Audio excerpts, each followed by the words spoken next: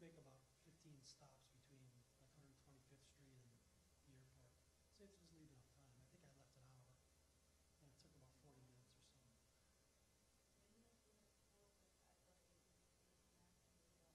Yeah, just coins. That is strange. They don't take any.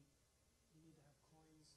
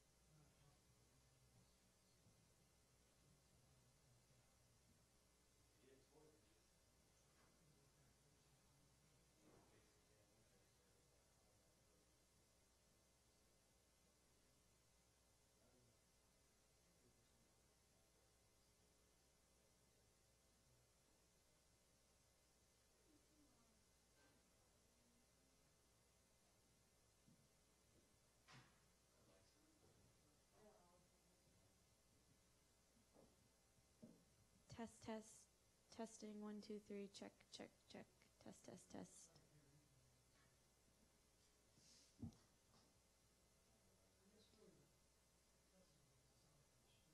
Yeah.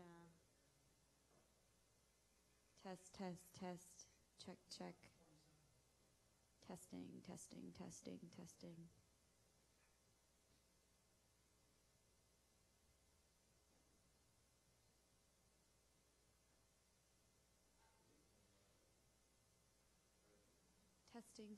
Testing. Check. Test. A, B, C, D, E, F, J, K, L, M, N, O, P, Q, R, S.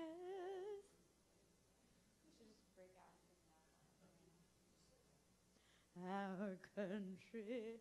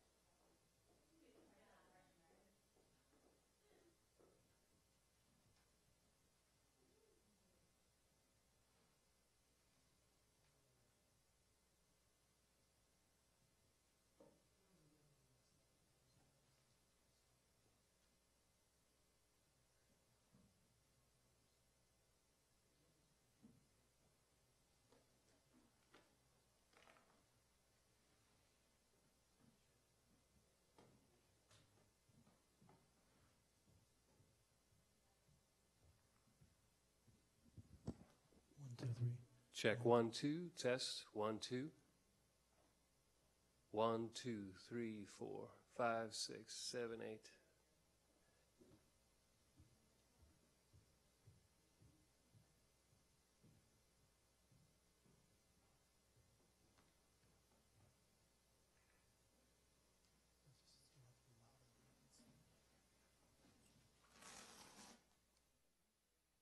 One, two, three, 4, 5. Testing 1, 2, 3, 1. That's like not even registering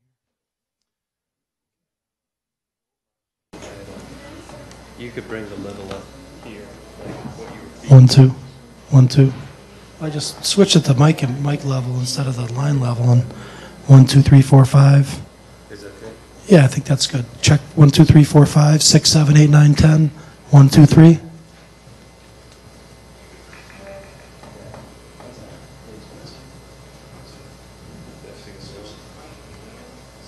I put it in auto just so Okay.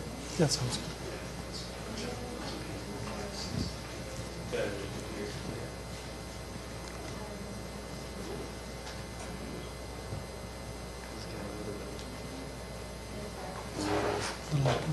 Let some hiss and stuff. Yeah. If that's partly with the AGC. I wonder if it's like they threw that off. Just worried about it getting overloaded.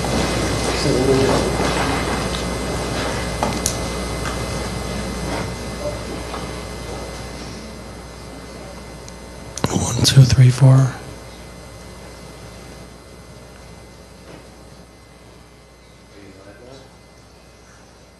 Turn it down. 1, 2, 1, 2, 3, 4. 1, 2, 1, 2, 3, 4.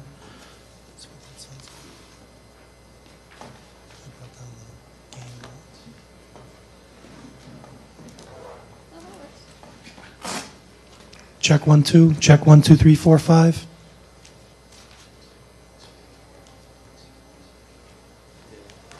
think it's better without that.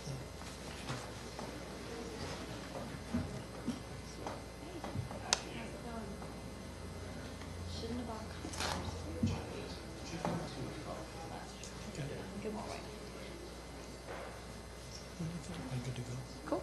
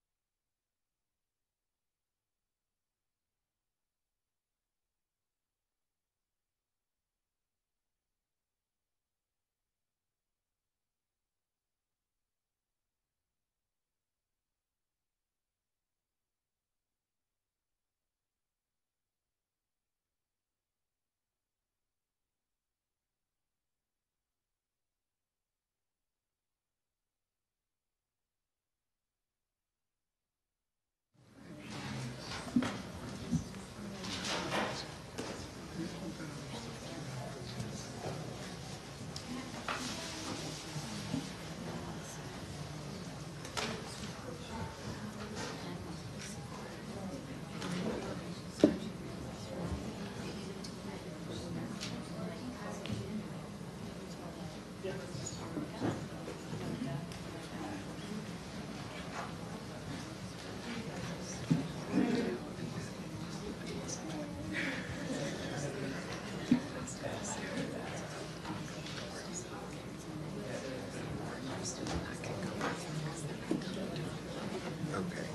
And for programs we want to do full-time MS, part-time MS, MA, PhD, and dual. Okay.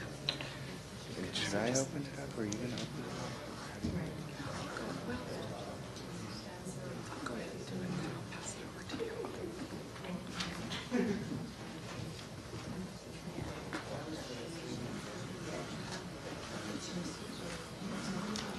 up? Good morning, everybody.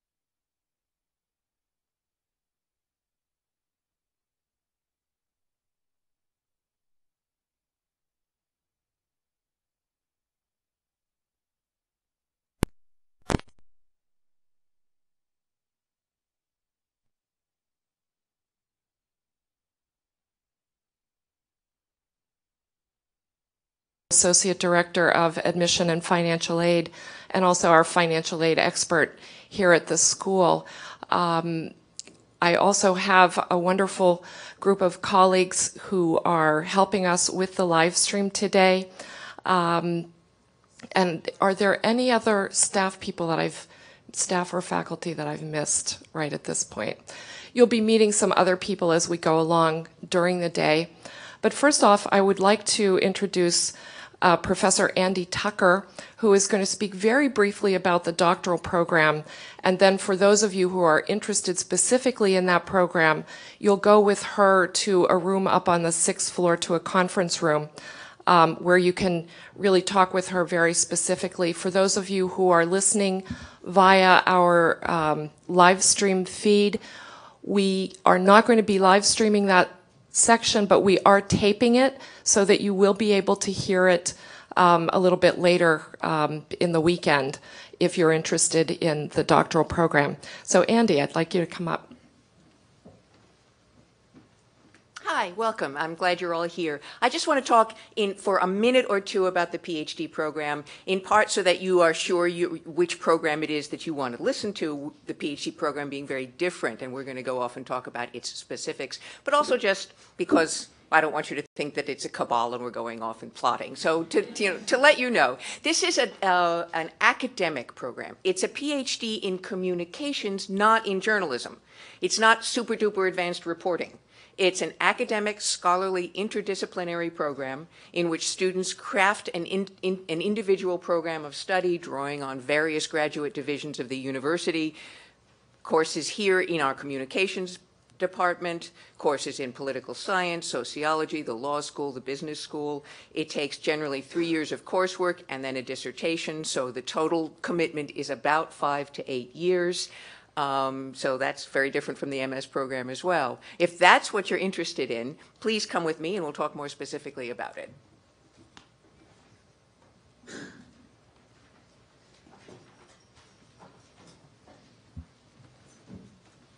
Make sure you take some coffee and a little bite to eat with you. All the food is down here.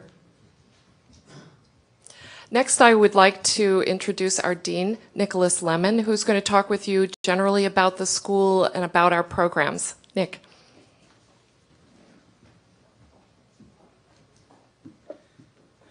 Thanks, Christine, and thanks to all of you for coming. You may or may not know our school is celebrating a birthday this year. This is our centennial year. We opened our doors in 1912. So we're having a series of centennial celebrations this year. Because of that, the history of the school is much on my mind, and it's interesting, so I'll start by telling you a little about this. This guy, that bust, is Joseph Pulitzer. It's actually a copy of a very famous bust by Auguste Rodin. And he was the founder of our school. He was born in Hungary. He was at a time when the Union Army in the Civil War was short of troops. The government sent recruiters with satchels full of cash to Europe to recruit essentially mercenary soldiers, and he was one of them. So he came here at, I think, age 17 to fight in the Union Army. And was sort of the classic American rags to riches story. He ended up settling in St. Louis, becoming first a politician, then a newspaper publisher of what's now the St. Louis Post-Dispatch. And then he came to New York and bought a paper called the New York World from Jay Gould, the famous railroad robber baron. Jay Gould may have been good at being a railroad robber baron, but he wasn't a very good newspaper publisher, so Pulitzer was able to buy the paper for very little money, and it wasn't very successful. And he made it into a huge success. We are currently in the World Room, which is a kind of tribute to that paper.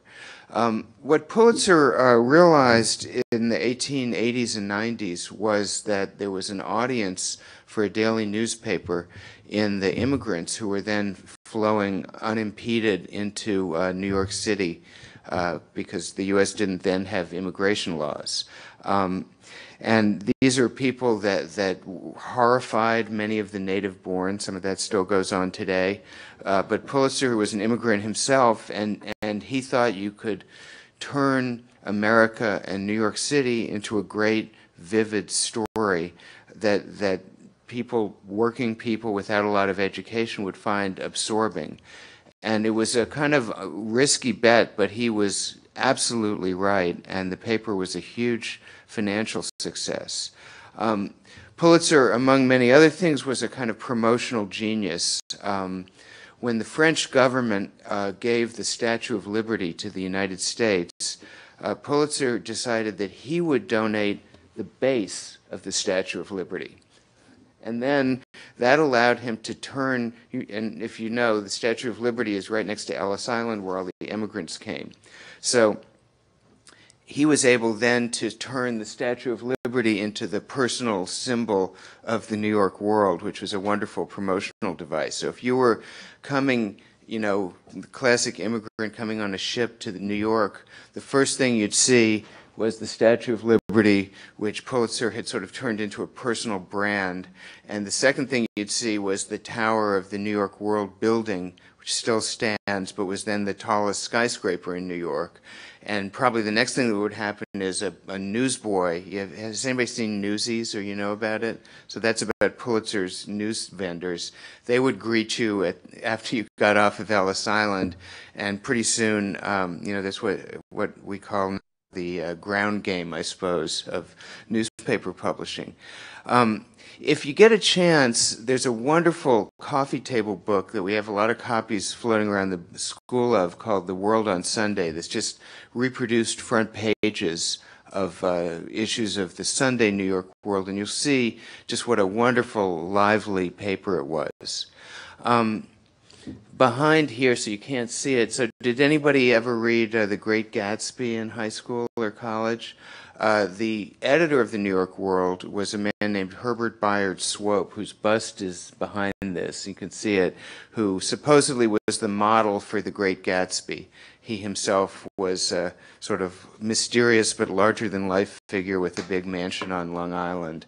And this room was created after he died, and as a tribute to him.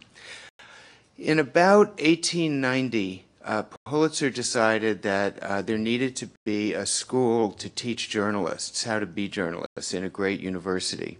And this was a very unorthodox idea at the time because journalists, reporters were a fairly new occupation, and it was considered, you know, not that far from being like the guy who operated the printing presses. It wasn't considered one of the great ancient honorable professions that are educated in places like this. So Pulitzer came to Columbia and pitched the school, and Columbia said, no, we don't want to have a journalism school. Pulitzer was a very patient man, so he waited, and 10 years later he was finally able to get Columbia to agree to accept his gift. In 1903, partly by threatening to give the gift to Harvard if Columbia wouldn't take it. So in 1903, there was an announcement that this school would be created. The school then opened in 1912. The first dean is that guy over there, Talcott Williams, who had been a newspaper editor in Philadelphia. If any art history majors in the audience who know a painting called The Swimming Hole by Thomas Eakins? No? Well, anyway, he's in that painting. So the school started as an undergraduate school. In 1934, it was turned into a graduate school.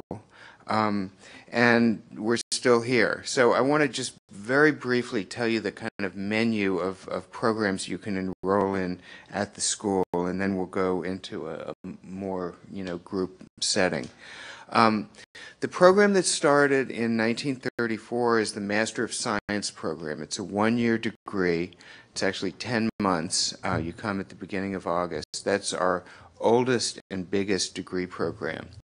that program focuses, I'll get to this in a minute, lots and lots of new things are happening here and lots of things are changing in journalism. But the MS program really focuses on the craft of journalism, teaching you, if necessary, from a complete standing start, if you've never done any journalism before, how to be a skilled general assignment reporter in any medium. That's the main focus of that program. In 2005-06, we started our second professional degree program called Master of Arts in Journalism. That program is now up to about 60 students a year. It was built to be an optional second year at the school. It's evolved into being that for some people, but more of a freestanding separate program, one of whose students just walked in the door. It assumes you already have the craft of journalism, and what you want is to learn how to cover complicated subjects in depth, which gives you a real advantage in the workplace. So in the MS program, you major in a kind of format of journalism. In the MA program, you major in a subject area. 4 majors, science, business, arts, and politics. And you take some of the courses here and some of the courses elsewhere in the university. The new kid on the block is a dual degree program in computer science and journalism, where you get a Master of Science degree in 2 years, taking courses here and at Columbia School of Engineering and Applied Science.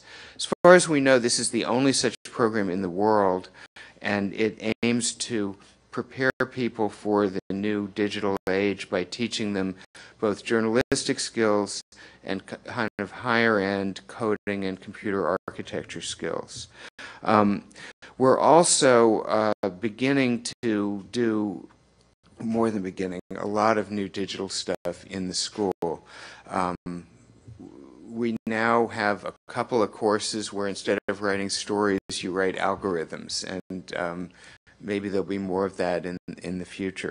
We have 2 members of our faculty now who primarily work with data acquisition and data visualization rather than traditional, print or broadcast journalism.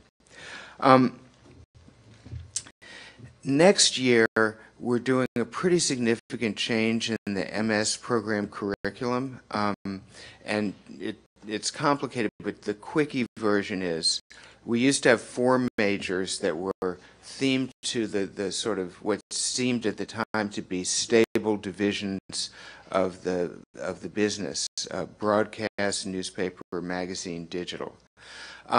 Then all the differences between those things blurred because people get hired by newspapers to shoot video. People get hired by television networks to write print stories for websites, etc. So the scheme didn't make so much sense anymore, so we're replacing it with 3 categories. One is called the written word, one is called images and sound, and one is called audience and engagement, which takes you into the new, mostly digital world of kind of aggregation, curation, crowdsourcing, all those kinds of things, data journalism. And we'll be, tweaking and tweaking and tweaking through the years, but this is a pretty big tweak as we move more into the digital age. Across the hall, down 1 floor, we're going to be a construction site because we're building something called the Brown Institute for Media Innovation down there, which is going to be the home of digital things that happen in the school. Some for currently enrolled students, some for postgraduate fellows who will be doing research, writing algorithms, and all sorts of other exciting things. We just got the biggest gift in the history of the school to partner with the Stanford Engineering School in creating the Brown Institute, which has 1 home here and 1 home there. So that's another sign of us going off into the future. Just to finish quickly, there's a lot to say at the school, and I'll be here to in a minute, sitting in one of these chairs to answer questions. This is a small school. It's quite an intimate place. People know each other. You get a lot of individual attention here. But it has a kind of a big footprint, and that's one of the wonderful things about it. There's almost nowhere you can go in the world where there's a reputable news organization where there isn't somebody who has a degree from this school working, often in a quite important position. We have reach into virtually every corner of journalism everywhere, every type of journalism. And we're, in addition to being a wonderful professional school, kind of one of the places where the conversation takes place about what's good in journalism, what's bad in journalism, and where the field is going. And that's an exciting part of being here, because, you know, the Pulitzer Prizes are decided in this very room. Every day the school is in session, there's at least one event, usually several, about something about some realm of journalism. So it's a school, and it's kind of a node on the great worldwide journalism network. Also, I was reminded in looking at that little film, which was made 5 years ago, you know, affiliation with the school does not end at graduation day. This was made during the then current students in that film, class of '08, are virtually all still part of the life of the school in one way or another. The blonde woman, Megan Humash, won a DuPont Award a couple years ago, for example. Eliza Browning is on our alumni board. So it's a part of your life that we hope and expect lasts for your whole life, not just the year that you're here. Okay, I'll stop now and we'll go into panel mode. So come on up, other panelists.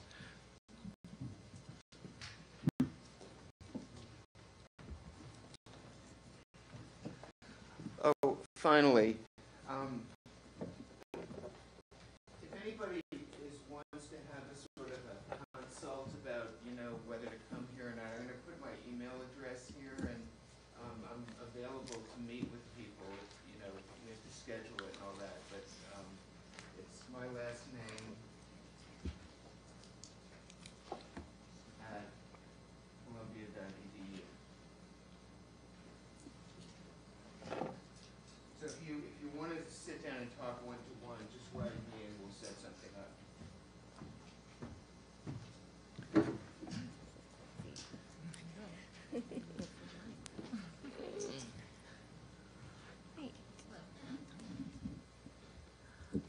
So should we just start with Tammy? Okay, go ahead. Tell us about yourself. Hello, is this on? Should be. Yeah, it should be. Can you hear me now? Yeah, you Okay, great. Yeah, right in. So, hi, everybody. I'm Tammy Luby. I am a class of 1997 graduate from the school.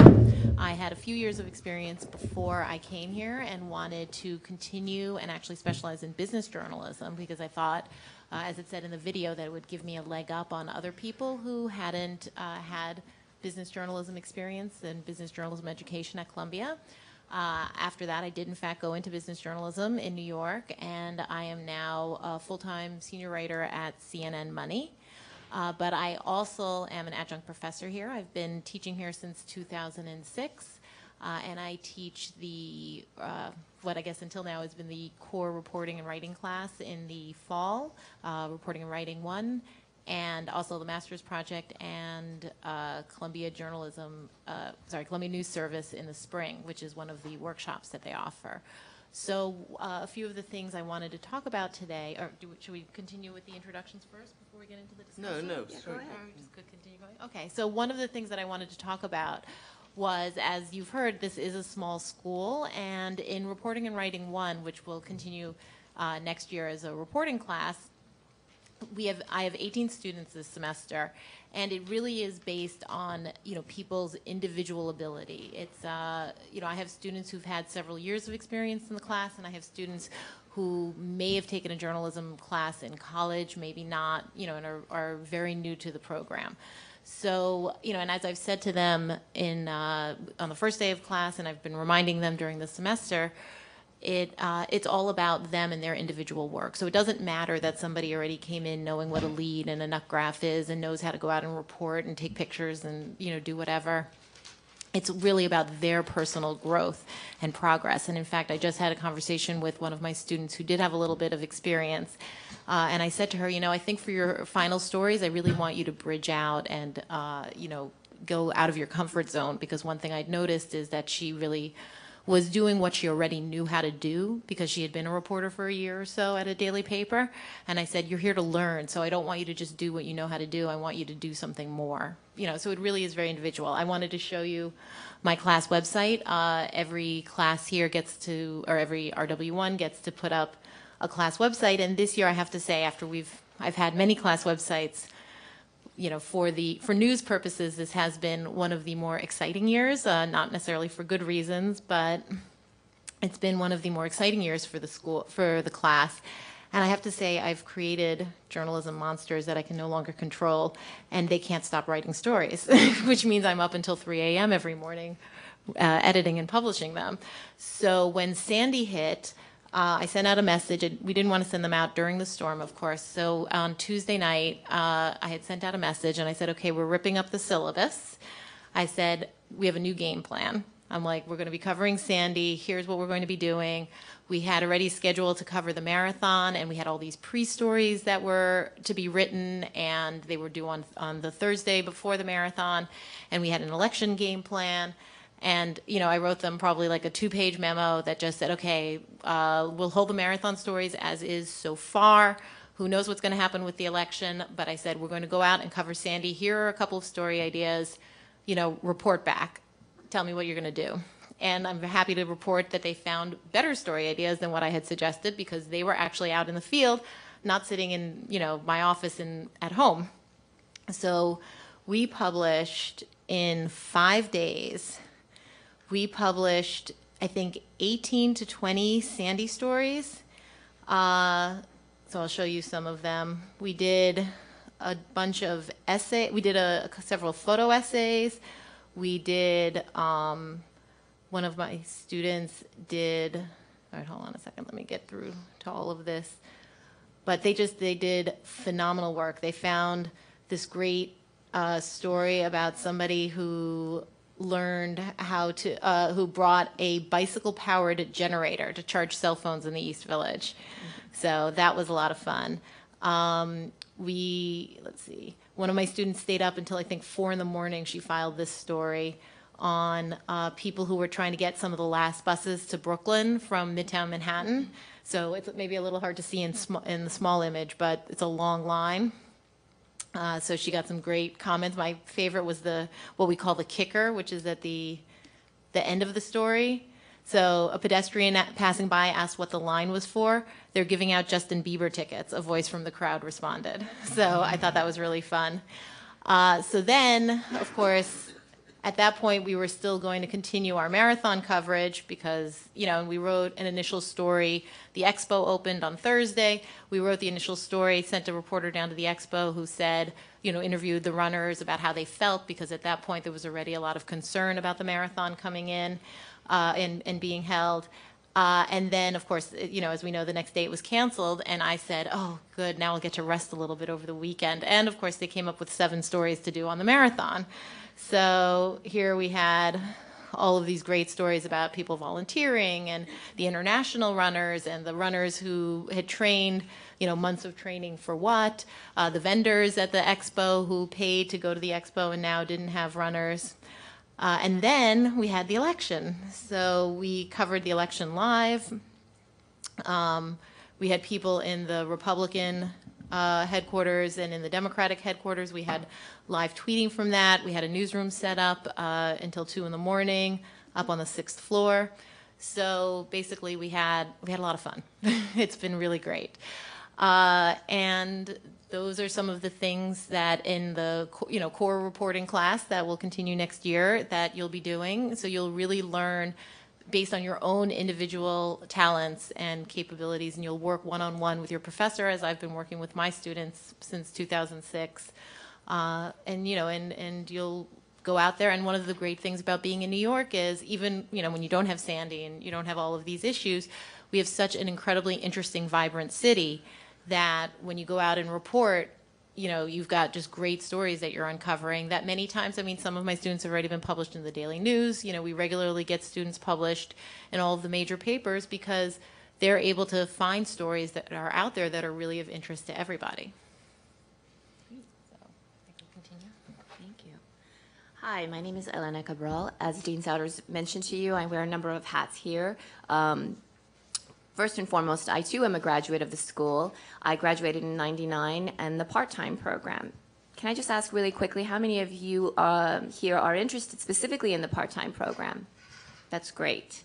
I went on to work for the Miami Herald for a number of years before returning to New York, working as a freelancer, working at Scholastic News, which is this great company that does packages news for kids, and began teaching here. I've taught a number of classes for part-timers and broadly for the MS program. I advised the Columbia chapter of the National Association of Hispanic Journalists. I work with professors like Tammy Luby to collect the best work across all of our courses for the columbiajournalist.org, which is a separate website.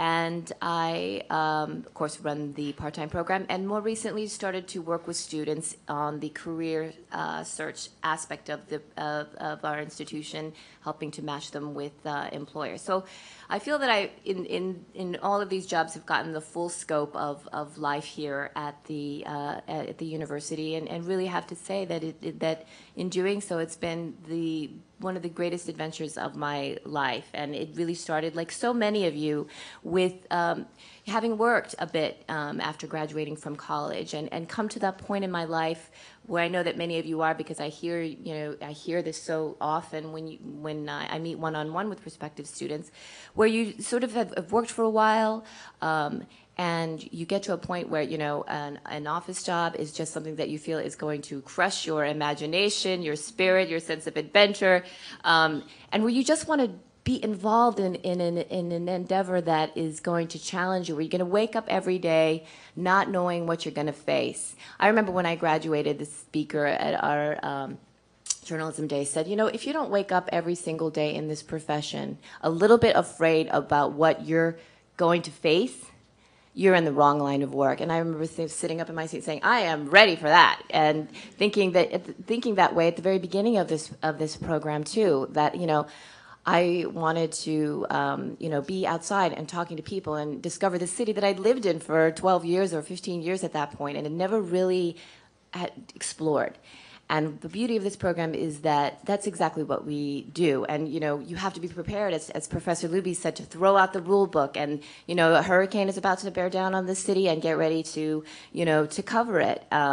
And be a little bit afraid about doing it. And then that feeling of satisfaction that comes with talking to a family that has just lost power, lost their cars, lost everything they own, and the privilege of being able to hear them and to record their voice, to capture images of that devastation and let the world know what's happening here in Staten Island and Long Island and New Jersey is one of the best feelings that you can get as a professional in any line of work. And so that is the adventure that started for me, and that I keep coming back to here.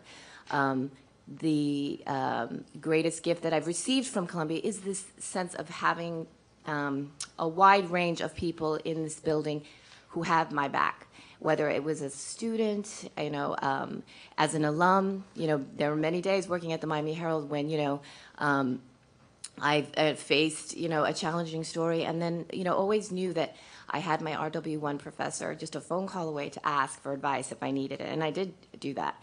For me, I think the main thing that I wanted to get across was that the part-time program is really just another way to do this master's degree. It is very much the very same degree that you get in the full-time program. It's then an MS in journalism with a concentration, well, previously in newspaper broadcasts and digital, and now we're revamping that, but it is exactly the same degree, just spread out over 2 years. And for me, that was a great choice because at that time, for a variety of reasons, students may decide or may need to be working full-time when they do this program. What was the most enjoyable thing for me was to be able to have essentially the rights and privileges of a graduate student over those 2 years. Because what I discovered was there's a lot going on in this relatively small building on any given day, just in a constellation of speakers and workshops and seminars and things, everything, from the opportunity to meet with the Pulitzer jurors to sessions on how to write an outstanding cover letter that, were not to be missed. And for me, because I was busy and working and doing other things, I really wanted those 2 years to be able to, grow and embrace all that this school had to offer. So I'm hoping to have a chance to meet with you individually, to talk to you, because what I found is this is a very individual experience. You all come from various walks of life. You all have busy lives, work, kids, family, and what I can tell you is that, that program, as rigorous as it is, to do with a full-time job even, is very doable. I did it. It took me to, really exciting, wonderful experiences, and, I never looked back. So welcome. I'm going to tell you a little bit more about the MA program. I've been myself a working journalist for many, many years. I think probably longer than anybody in this room has been alive, except for maybe these guys. And I was, We're very young. Okay, maybe longer than you've been alive. And I was, before I came here, I was Washington correspondent of the New Yorker, and I'm still working journalist as a staff writer for the New Yorker, which I do on summers and things like that. Partly that's a sign of, this is a collection of working journalists who teach. It's very, very practice-oriented school. Over my time as a journalist, I found it was easier to master the craft by doing and by working with mentors, if you're fortunate enough to find them in the workplace, and harder to master the substance. And so the idea of this program is to take an adept working journalist, and again, those people could be people coming right out of the MS program, or they could be working professionals, and take them to a more than is usual in journalism level of expertise in a subject, such as, if you're a business reporter, you learn how the Federal Reserve Board works and how to read a balance sheet and that sort of thing. We spent a lot of time in my early years as dean designing this program really from the ground up. I don't think there's anything like it out there in the world, and every course was offered in the MA program is a brand new course that we kind of invented for this program, and the faculty also was all hired to do this program. There's a couple things that I want to say about it in particular that I think are special about it, and I feel more confident talking about it now because we've been running it for 8 or 9 years, and we have lots of graduates, and they're off doing all the kinds of things that when we started it we dreamed they would be doing. Often people will say to a journalist, well, if you want to learn about a subject, go somewhere else in a university and learn about it there. And for us, 3 one-semester courses of your time here is outside of the journalism school, or can be. And you can also have a second thesis advisor who's from outside the journalism school, but primarily your experience is inside the school. And the reason that we do that is if you go to the Columbia School of Public Affairs to learn about whatever issue, international development, the work product is term papers. And if you go here, we import people from places like SIPA to co-teach with our journalists who themselves write very knowledgeably in the subject. And the work product is journalism. So we perform the act of translating from the kind of expert discourse to journalism in real time in the program, rather than saying, you got to figure that out how to do that. I think that's very useful. And similarly, a lot of the non-J school professors who are involved in the program come here, often into this very room, and teach in partnership with us. That makes our faculty have to kind of learn the rest of the university in a pretty deep way, and allows them to translate in classroom settings what they do into journalism. Just to give you an example quickly of the level we can reach is I have two thesis advisees in the MA program this year. One is from the US, one is from France. It's a very international program, some years, including this one, I think, majority non-US. One of them is doing a thesis comparing higher education affirmative action in South Africa and the United States, and we were able to get funds to send her to South Africa to do the reporting. And the other is doing a thesis on comparing North African Muslim immigrants in the Parisian suburbs and in Queens, trying to answer the question, why is Muslim immigration a huge flashpoint in France and on our better days more of a yawn in the United States? And both of them are going to have advisors in addition to me, one from political science and one from sociology. So we can kind of execute at a very high level, and that's very gratifying in the program. One other word before I stop, and we have maybe some time for questions to all of this. The new program is this dual degree between computer science and journalism, so just a few more words on that. Again, we're departing a bit from a traditional model because traditionally we had some programs in partnership with other parts of the university, but they really weren't integrated because you do a degree here and a degree there, or you do a degree there and a degree here, and they were just two entirely separate, unblended experiences. In this case, we've co-designed this program with the computer science department at the engineering school, and every year of the two that you're in the program, you take some of your coursework here and some of your coursework there. So you're constantly kind of working this new and very promising kind of border area between computer science and journalism. As one of our professors, in the new professors in this area puts it, we're trying to turn people from tool users into tool makers. So this is a small program. It's very demanding. You will get a job coming out of that program. And it's really trying to go from the construct of here's how to be a power user of Facebook, Twitter, Google, Final Cut Pro, etc., to here's how to actually make algorithms and applications and write code in a specifically journalistic context. So it's something we're very excited about. So I'll stop there. And I was going to say, if you've got some questions about the curriculum for any of the programs, let's start with those. Please hold the admissions, financial aid, and career services kinds of questions. We'll take those right at the end.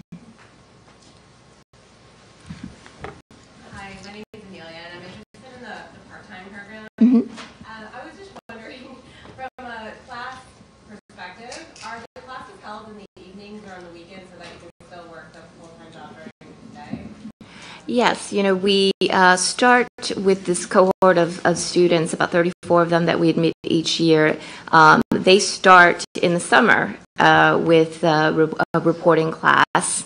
One section which is offered on a Saturday, the other one is on a weekday, but at a half day, essentially, 2 to 7 p.m. is when the second section meets. And students will attend that class. I like to tell them to, factor in, of course, 6 to 8 hours a week of reporting and writing time, and just figure out how to, balance that. Then they come back in the fall and they will have a choice of classes to take in order to fulfill their fall course requirements. And there's a slate of offerings. Some of them are during the day, and some of them are at night, and some of them are on a Saturday. So there's an element of choice worked into it, and a bit of sacrifice if you're not able to take a certain class because you work. What I found is that students will end up opting for a class they enjoyed, just as much. So yes, there is some flexibility, and students tend to sort of prepare for it, as I did. I saved up a lot of vacation and personal days just to have in my pocket for a class that I was dying to take, also for the reporting, and made it work that way. Thank you. Other questions? Hi. My name is Gabrielle. Sorry. Could you please speak a little more in depth about the 3 new areas of concentration for the Masters of Science program? Yeah. So I'm going to give you a slightly longer version than just new concentrations. But the old concentrations, as I mentioned, were sort of understood as there are 4 kind of industries in journalism, so we should have a concentration for each industry. And the internet coming along has just blurred the boundaries so much that I would call these function-based concentrations rather than sort of employment sector-based concentrations, because everybody uses these skills in different ways. Traditionally, RW1, the course that Tammy was talking about, would teach you, it was a sort of soup to nuts course in which you'd walk in however you walked in, and you'd come out ready to go daily newspaper, general assignment reporter, unless you took broadcast RW1, in which case you'd walk out as a ready to go, broadcast news general assignment reporter. That course took up almost the whole first semester. In other words, about half of your total experience here, so very core. One of our motives here is that the amount of stuff that we can teach you grows so much, and we're trying to keep the program to a year, mostly so as not to overburden students financially. So the new system enables us to squeeze more into the 1 year. The reporting course is going to be 7 weeks, very intense 7 weeks, and it's meant to sort of focus on news gathering. You'll do some news writing, but it's more on just how you find stuff out and evaluate it. Everything from interviewing to public records to, figuring out what is and isn't a story and so on. Then we're introducing a whole suite of 7-week courses. So most of the courses at Columbia and in our school are 1 semester, which is 15 weeks, and most of the second semester is 15 weeks. But there's this new breed of 7-week courses, and that's aimed to sort of get more stuff into you in the course of a short year here than would be possible if we were just offering 15-week courses. So it's the 7-week courses that primarily fall into these 3 buckets. One is called the written word, and that's, kind of the name is a little self-explanatory. It's everything from how to write a breaking news story on deadline to how to write a long magazine profile, but it's really focused on written journalism, and that's the work you'll do. And there would be a wide menu of options within that depending on where your interest is.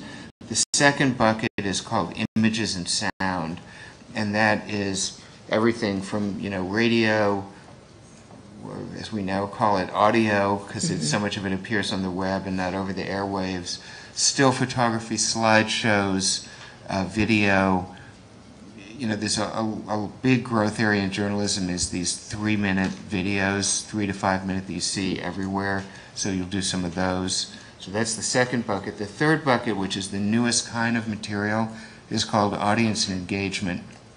And it's a bunch of stuff that we used to ignore, but we have realized is very, very important to understand and to be employable in the post-digital revolution era. And it's how to measure audiences, increase audiences, and kind of work with audiences to co-create journalism through crowdsourcing, curation, aggregation, etc. When I was a young lad going into journalism, the idea was, and Mr. Pulitzer himself said a lot of this stuff, first of all, it was like, we talk, you listen. Journalists were not supposed to engage with the audience or even think about it that much. We were just supposed to issue our words, and they would be gratefully received.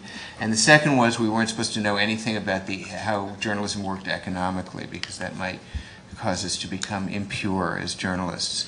So we're changing that because the world has changed so much. So we now have a required course on the economics of journalism, one of a number of required courses we teach on Friday that are also 7 weeks. And we have this whole audience engagement segment that everybody will have to take at least one course in just to be familiar with that now essential side of journalism. So I hope that makes sense. And is there still a broadcast RW1 course? No. So if you wanted to be a broadcaster, what you would do is you would take you know, the reporting course. You would then take, and we're going to offer up some kind of skills classes for people with a special interest in broadcasting that would run at the same time as the reporting course. Then in the second half of the semester, you'd take, you know, images and sound courses, and then the second semester, you'd take 15-week courses in broadcast journalism. So you'd still come out ready for broadcast journalism.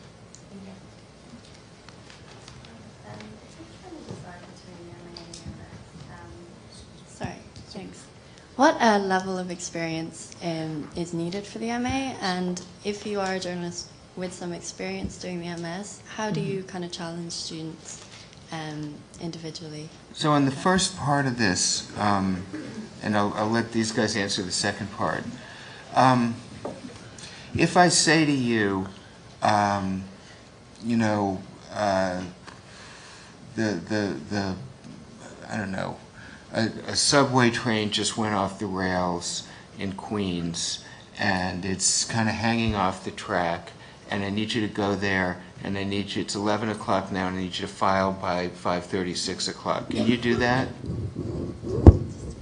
Okay, so that's good. That's a test. If you can't answer that with a yes, the MA program is going to be a bit of a problem because it just doesn't spend time teaching those kinds of skills, and it doesn't, you don't do those kind of daily stories so much, but we regard that as a kind of foundational skill, and if we can't spend, because we spend so much time in the MA program teaching you how to understand a complicated subject, we can't also spend time teaching you just the craft of reporting and writing a story.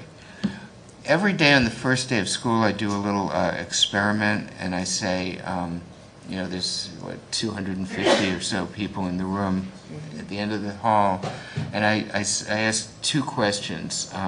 One is, how many people in this room have never committed an act of journalism in their lives? And the other is, how many people have worked continuously on salary for the last 4 years or more in one journalism job? And it's an example of of bell curve distribution. There's 3 hands go up on the first question, 3 hands go up on the second question, everybody else is in the middle. And that's a kind of handoff to you guys to explain what life is like when most of your students have some experience in journalism already. Well, I'll start with just saying my experience. I had worked for 3 years at a daily newspaper before coming here, so I certainly could have covered that story, and they didn't have an MA program when I came in '96.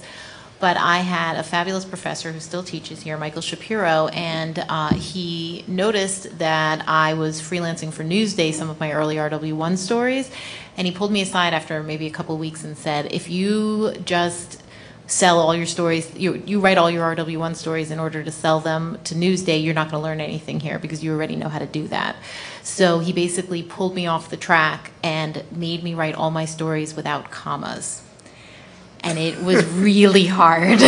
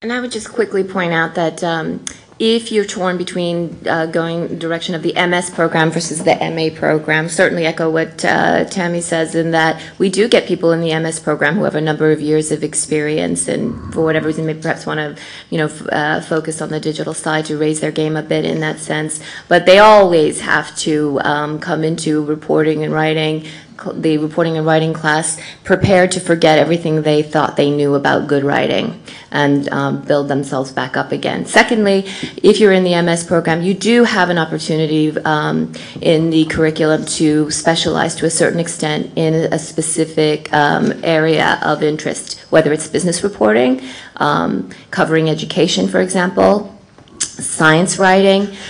We have 6 credit classes in the spring that allow students to explore these fields a bit, which I think from a career perspective is a very smart thing to do because it's just another tool set, to market yourself with. And these are beats that, never disappear. These education stories, business stories, these are all important beats that have survived through the transformation of journalism.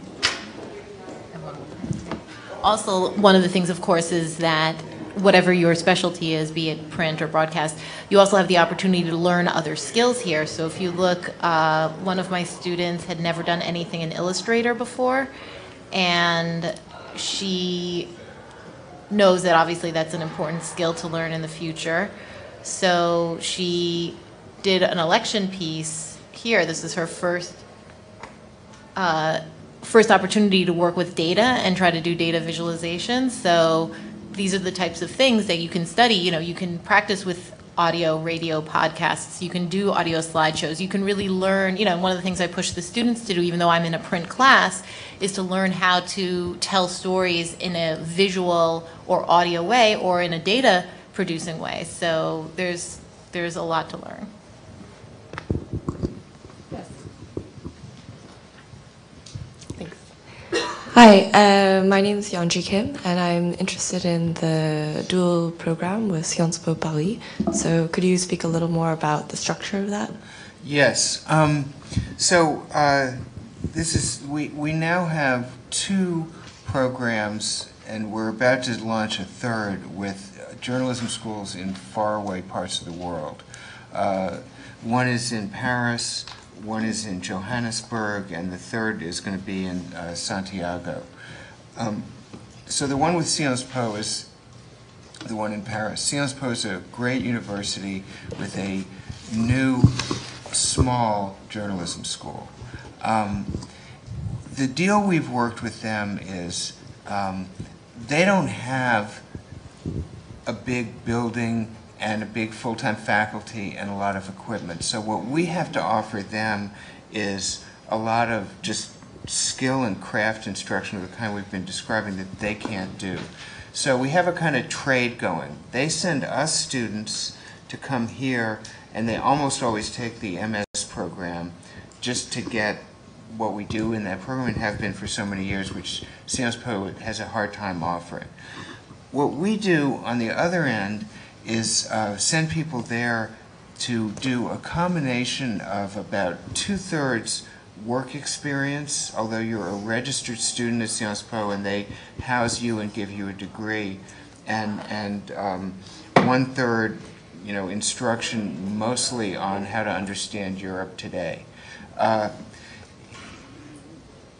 It's very hard to go most places in the world as an American citizen and walk into a high-end professional newsroom and get a job just because you're an American and you don't have a union card, you don't have a citizenship card, etc. So what Sciences Po has to offer us is that they can get us around that and place our people under the heading of those people being their students in great French news organizations. So you spend some of your time doing that, which is an otherwise pretty unobtainable experience, and then some of your time taking courses at Sciences Po, and you're there for a year and you get a second master's degree. Take one more question and then we're going to move on. Go ahead. You can ask. I think we have two. Go ahead. Go ahead. Thank you.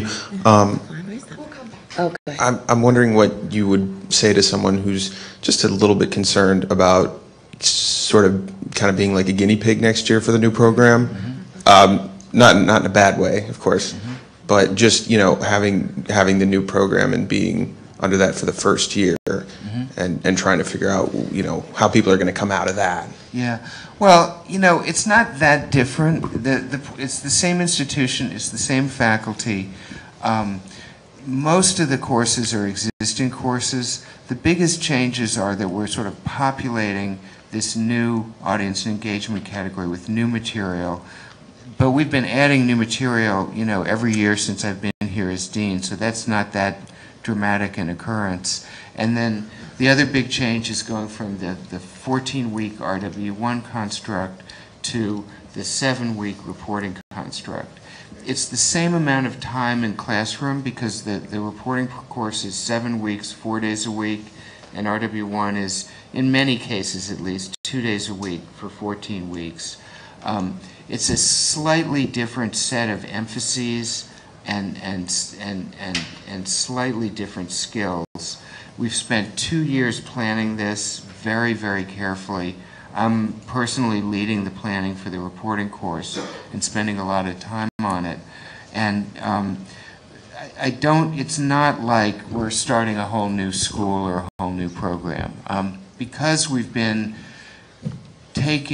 we feel that with journalism changing as rapidly as it has, we have to change too. And so we have lots of guinea pig experiences. I actually had a party for the first MA class, class of '06, where one of my children designed a T-shirt with a big guinea pig on it, and I gave everybody in the MA class a free T-shirt saying MA 06 with a guinea pig. So, you know, that's I would put it as a positive and a sign that you're in a really vibrant institution that's taking very rapid changes in our field as a challenge and changing ourselves in significant ways every year.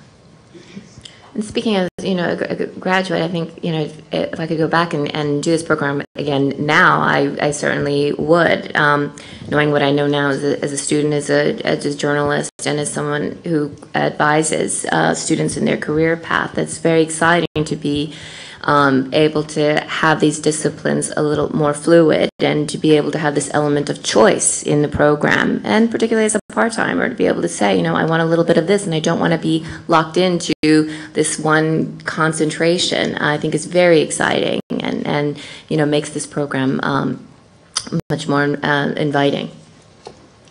I know that we've got more questions, and we're going to go ahead and take those at the end.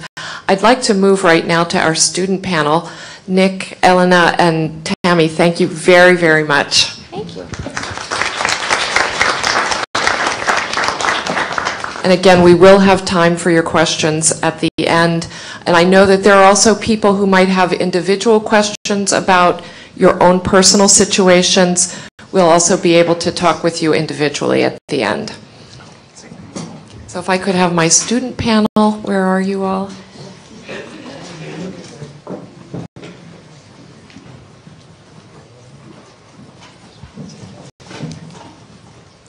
Oh, sorry.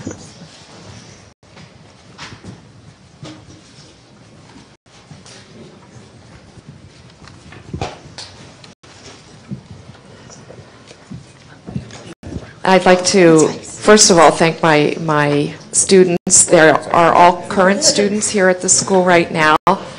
I'm going to ask them to introduce themselves and then to talk just briefly, each one, about why they came to the journalism school, to tell you a little bit about what they were doing before they came here, why they came, and then to give you a little bit of perspective on what it is that they are doing. And if you would also tell our guests which program that you're in. Laura, if you want to start. Should I do all of that? Sure. Okay. Yeah. All right. Hi, I'm Laura. I am from Baltimore. I'm in the Master of Arts program in the Science concentration. Before I was here, I was working as the associate editor at the Baltimore City paper, which is Baltimore's alternative news weekly. I was a reporter and editor there. I came back to school because I was a little frustrated with the direction things were going at my newspaper, and I wanted to be focused in one area of journalism. I was really interested in science and wanted to just do that, and I didn't know how to get into science reporting kind of on my own. So I took a break to come here. So we, in the MA program, like the biggest part of the program is we spend 6 hours a week in our seminar, which is, you know, where I'm in the science concentration, and we learn from scientists. We've done physics and climate change, and we're doing health and just all different science topics. And right now I'm starting to work on my thesis, which is a 10,000 word story that we start in the fall and finish by around April. And it's a topic that you pick within your concentration, and you have an advisor and you start your report on that. So that process, our proposals are due next week. So it's just kind of getting into full swing right now, which is a lot of fun. What did I miss? Did I miss anything? Okay, excellent. Let's see. I'm Michael Phyllis. I'm a MS student in the print concentration. I'm also in the Tony Stabile program. the investigative reporting program. So anybody interested in that, I'm happy to talk to you as well. I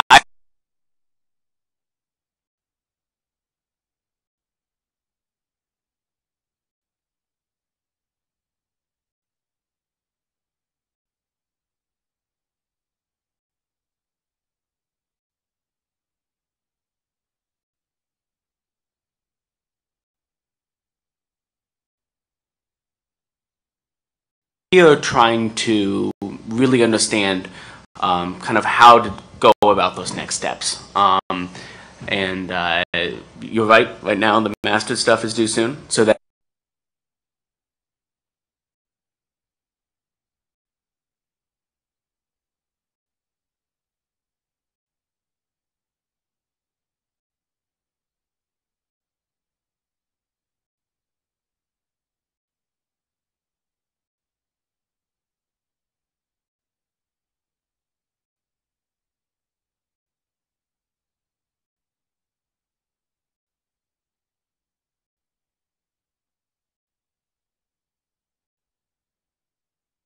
And then I did make a transition at a broadcast network as an intern before I came here. And right now I am a broadcast concentrator, and I'm also in the documentary film program, if anyone is interested in that program.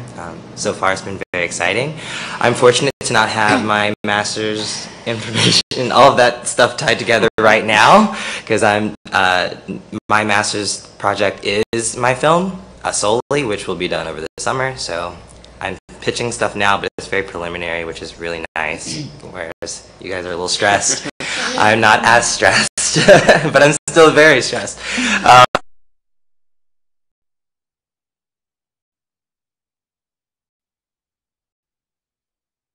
To do, and I was not telling stories working at a media agency. I was managing a budget for a movie studio, and it's not quite the same. No.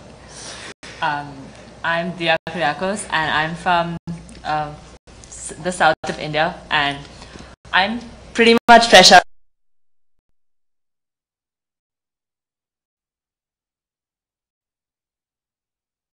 I'm fairly young, so in my class, in my RW1, I'm the youngest, which is scary, but it's not such a big deal after all. RW1 in Columbia is an incredible leveler. I came in because I knew I loved doing it. I loved working with, I'm in broadcast as well, and I loved working with TV, and I really enjoyed it. And I decided this was the best place to come and to learn it. And honestly, when I applied because, you know, just on a whim. I didn't think about even the possibility that I would get in. And I was just telling Tan before I came in that I didn't think I would. And once I did get in, I thought it was going to be completely intimidating when I got here. That everybody was, you know, I mean, they got into Columbia, so they had to be something else. And I came here and everyone was normal. They were just like me. I'm not sure if that's the right word. But yeah, everybody was exactly this. Everybody has the same fears, the same concerns. We're all trying to learn the same things. And it's an incredible place to learn. And like they mentioned on the panel before, just everybody has something to give each other. And I think I've learned so much even from my classmates, some of whom have years experience, some of them are pretty much like me, but it's been great. And I'm stressing about masters too, because I'm possibly doing a video hybrid, and yes, it's fun. It's stressful, but it's fun. Maybe you could each talk about one big challenge that you have found here at the journalism school and how you are managing that challenge.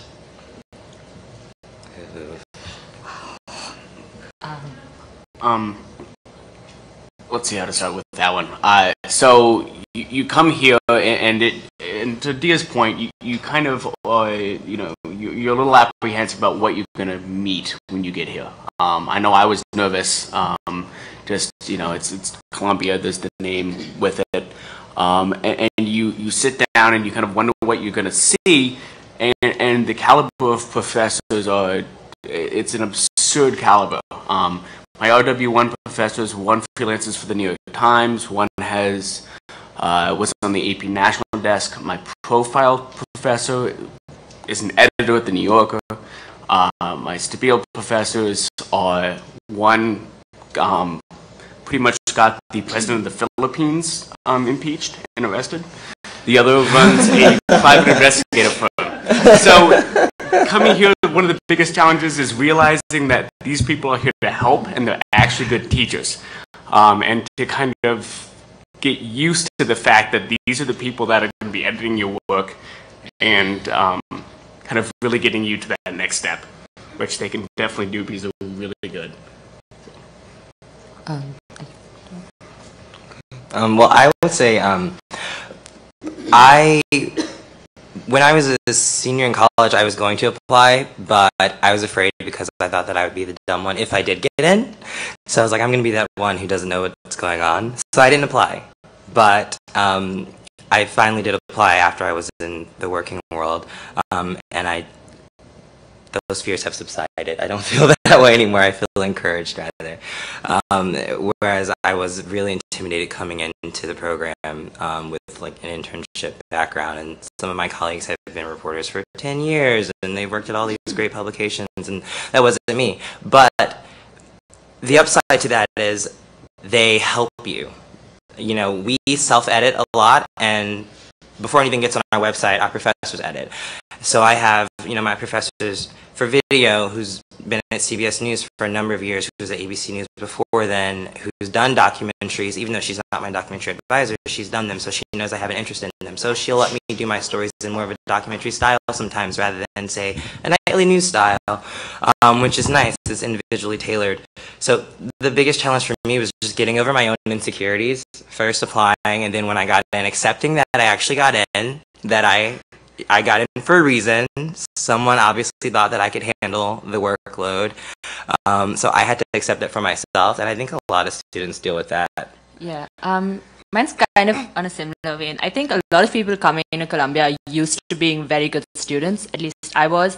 I'm just used to being good at what I do with not much effort. But I came in here, and the standard your professor set for you is so high. It's incredible. So I was doing work, and I was working hard because I'm at Columbia, so I'm working hard. So I'm putting in all this effort, but my professor's saying, yeah, this is okay, but you know, you can do better. And I'm like, I was up till 4 a.m. doing that. I think that's all I can do. And they push you so much, and they push you so hard, and I think they can really tell how much you're capable of. And for me, it was so hard accepting that. I mean, yes, accepting criticism and people telling you, yeah, this is just not it. It's okay for like an undergrad student work, but you're at Columbia, this isn't what you should be giving me. And it really pushes you, at least it really pushed me. And we're more than halfway through the first half of the term, and now I finally reached a level where I actually had a review yesterday where my professor was like, that was really good. And that's an incredible feeling, because you know that in just 7 weeks, like if I look at my first piece and I look at the piece that I submitted yesterday, I can actually tell the difference. And it's not really a long time, it's 8.5 weeks really. But I know if my professor had seen my first piece and said, that was good, I mean, it's your first piece and it's awesome, I probably wouldn't have pushed myself that hard. And there was so much self-loathing that happened. I'm just like, what am I doing here? This is not for me. I'm doing so badly. But I really wasn't, and it wasn't. And the nice thing is that it's not demotivating. Like, your professor is really encouraging. They encourage you to come in, talk to them. They actually take time, sit with you, chalk out your issues. I get incredibly detailed critiques for an 800-word piece. My comments on an 800-word piece are probably 800 words. So, you know, that's the kind of attention you get here. And for me, that was a huge challenge, just accepting that I was here to, like, really learn. And it was okay that I wasn't, like, as good as I was used to being, and really push myself. So, like, now I know that if I show someone something I've done, it's going to say that I've grown as a student and I've grown as a reporter, which was pretty cool. I would say my biggest challenge was adjusting just to being back in school. I mean, I wasn't out for that long. I've only been out of school for 3 years. But when I finished undergrad, I thought I would never go back to school. I was really done with it. And, I worked for a couple years, and coming back was a bit of an adjustment. It was a little strange to be saying you're reporting something for class and not be able to say this is going to be published in such and such paper or whatever. I found that, well, now that our thesis is starting, it's really exciting. I mean, I think it's the most fun. Everybody seems to be kind of like, I don't want to do anything on my thesis, or I only want to work on my thesis, and I'm in the latter camp. So it's a lot of fun to report, and finding kind of like a purpose in everything that you do, and thinking about how it's going to apply, like when you graduate, and think about like, it's a little strange to be in a classroom again. I'm not out in the field. I'm not reporting. I'm not getting clips, but I'm like learning all of this stuff that's really gonna, you can see exactly how it's gonna help you when you get out. Like we're in a class right now, the future of journalism, which is the first half of the semester we have the history of journalism, and then we skip ahead to the future. And it's this really interesting class where there's like the whole MA program. So there's like 60 of us, and we're in the room, and we just talk about like what is happening to the field. And it's like we talk about Twitter and Facebook, but we also talk about just like what is the role of the media when everybody thinks they can have a blog, and these are like really important questions that you don't really get to just sit around and ponder when you're working at a newspaper. So for me, finding like that purpose and finding that direction with my thesis and everything has been like the best way to get used to being in a classroom setting again. Thanks very much. What I'd like to do now is take maybe 3 or 4 questions from the audience for the students, because I know several of them have to leave, but a couple of them will also be here afterwards, and we'll be able to talk with you individually. So questions? Yes. Right. Okay. Yeah. Sorry. Hi. Stories, and that they sometimes scoop you, and that it's a struggle. No, because I think the way it was structured and the way we work, at least now, I know it's different for you guys, but we all work on one website, and it's really, I think what we're constantly told is that everybody outside your class is your competitor. But we're inside the RW1 class, no, because we have very distinct beats. We have, we kind of know what we're doing. Like, for instance, we all went out and covered Sandy, and then we covered the election, but everybody, like we set up a newsroom as well. So everybody had very clear roles. They knew what they were doing. They were bringing back stuff. It was very, and I think you kind of, after 7 weeks, you're practically living with these people all the time. So they become your friends.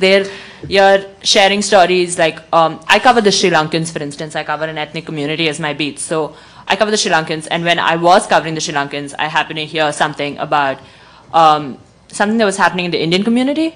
And I have a classmate who covers the Indians. So I was like, can I get your number because I have a classmate? So, and then I got back and told her, and it turned out to be a great story for her.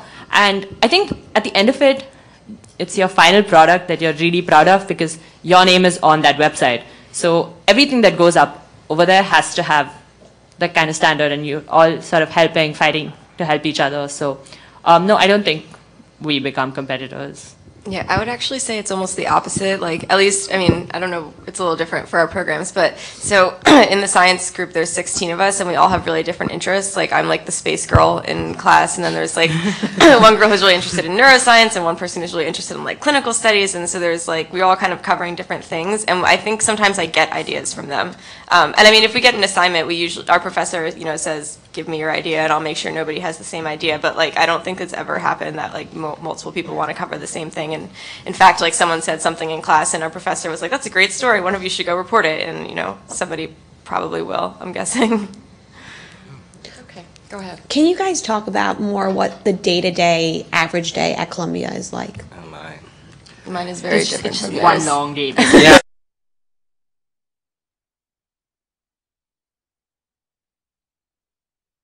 We all had so much stuff due. I mean, I had a paper due for my law class, had something else due for ethics, and then on top of that, due and a long broadcast. Yeah, and due. Sandy kind of and gave Sandy, us right? all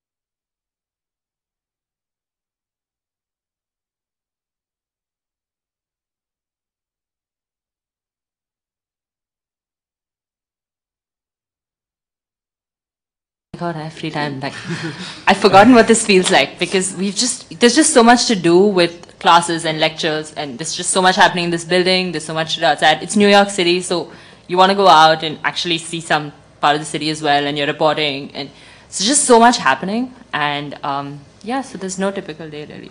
Laura, you want to talk a little bit about the MA program, because I think the pace is a little bit different than from what happens with the MS program. I can't believe these guys.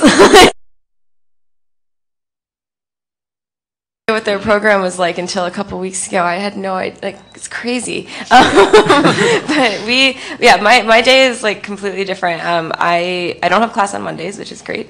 I have class twice a day on Tuesday, Thursdays, and once a day on Wednesday and Friday. So it is a lot of time on your own in which you are reading a lot and just kind of cultivating your own ideas, I feel like. I mean, I spend a lot of time doing research for my thesis and for my articles. Our stories are a little bit longer.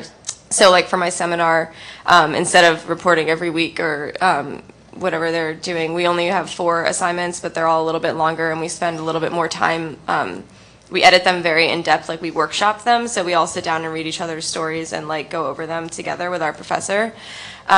So yeah, I would say like it's a little slower in that sense, but it's a little, there's a lot more reading, I think. And we have an outside class that's not in the journalism school. You pick an elective that's in your topic. I'm taking a class on data visualization, which is a bit, my class actually is within the journalism school, which is a little unusual for an elective. Like most of the science people are taking stuff at like Mailman, or people are taking political science classes or that kind of thing.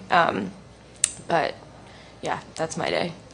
I know somebody has the microphone. Go ahead. Hi. Can you talk a little bit about what your dream career trajectory is and how your program's helping you to get there so far?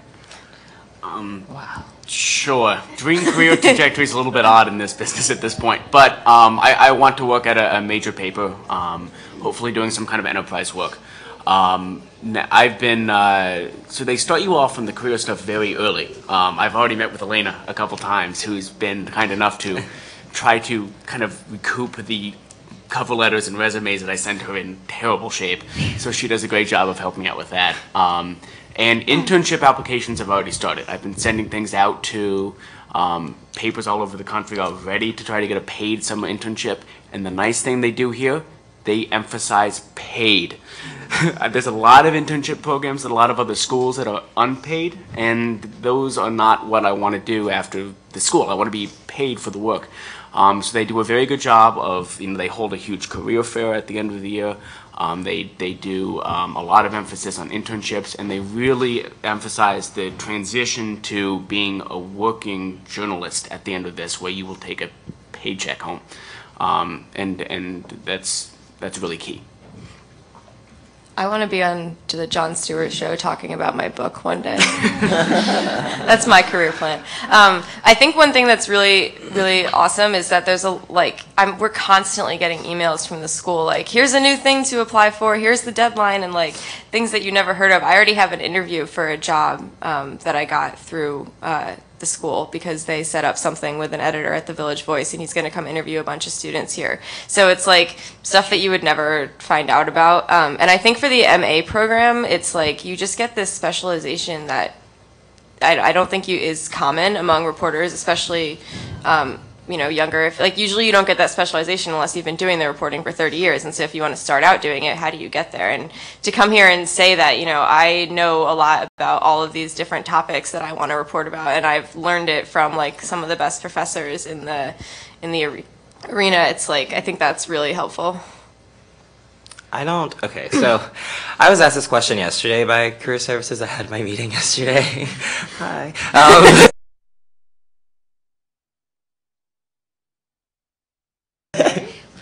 I do know that I want to work in broadcast, but I also know that eventually I want to go back to school and get a terminal degree, and I would like to work in the education system in some way. Maybe I'll be a professor at the J School one day. Who knows?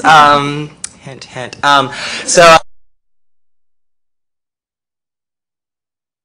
would like to work in the broadcast industry. I I know that I have an interest in producing, and I really enjoy writing for broadcast, so I may be leaning more that way. But I also enjoy on-air reporting, so I just need to make up my mind, and I have not made it up yet. So.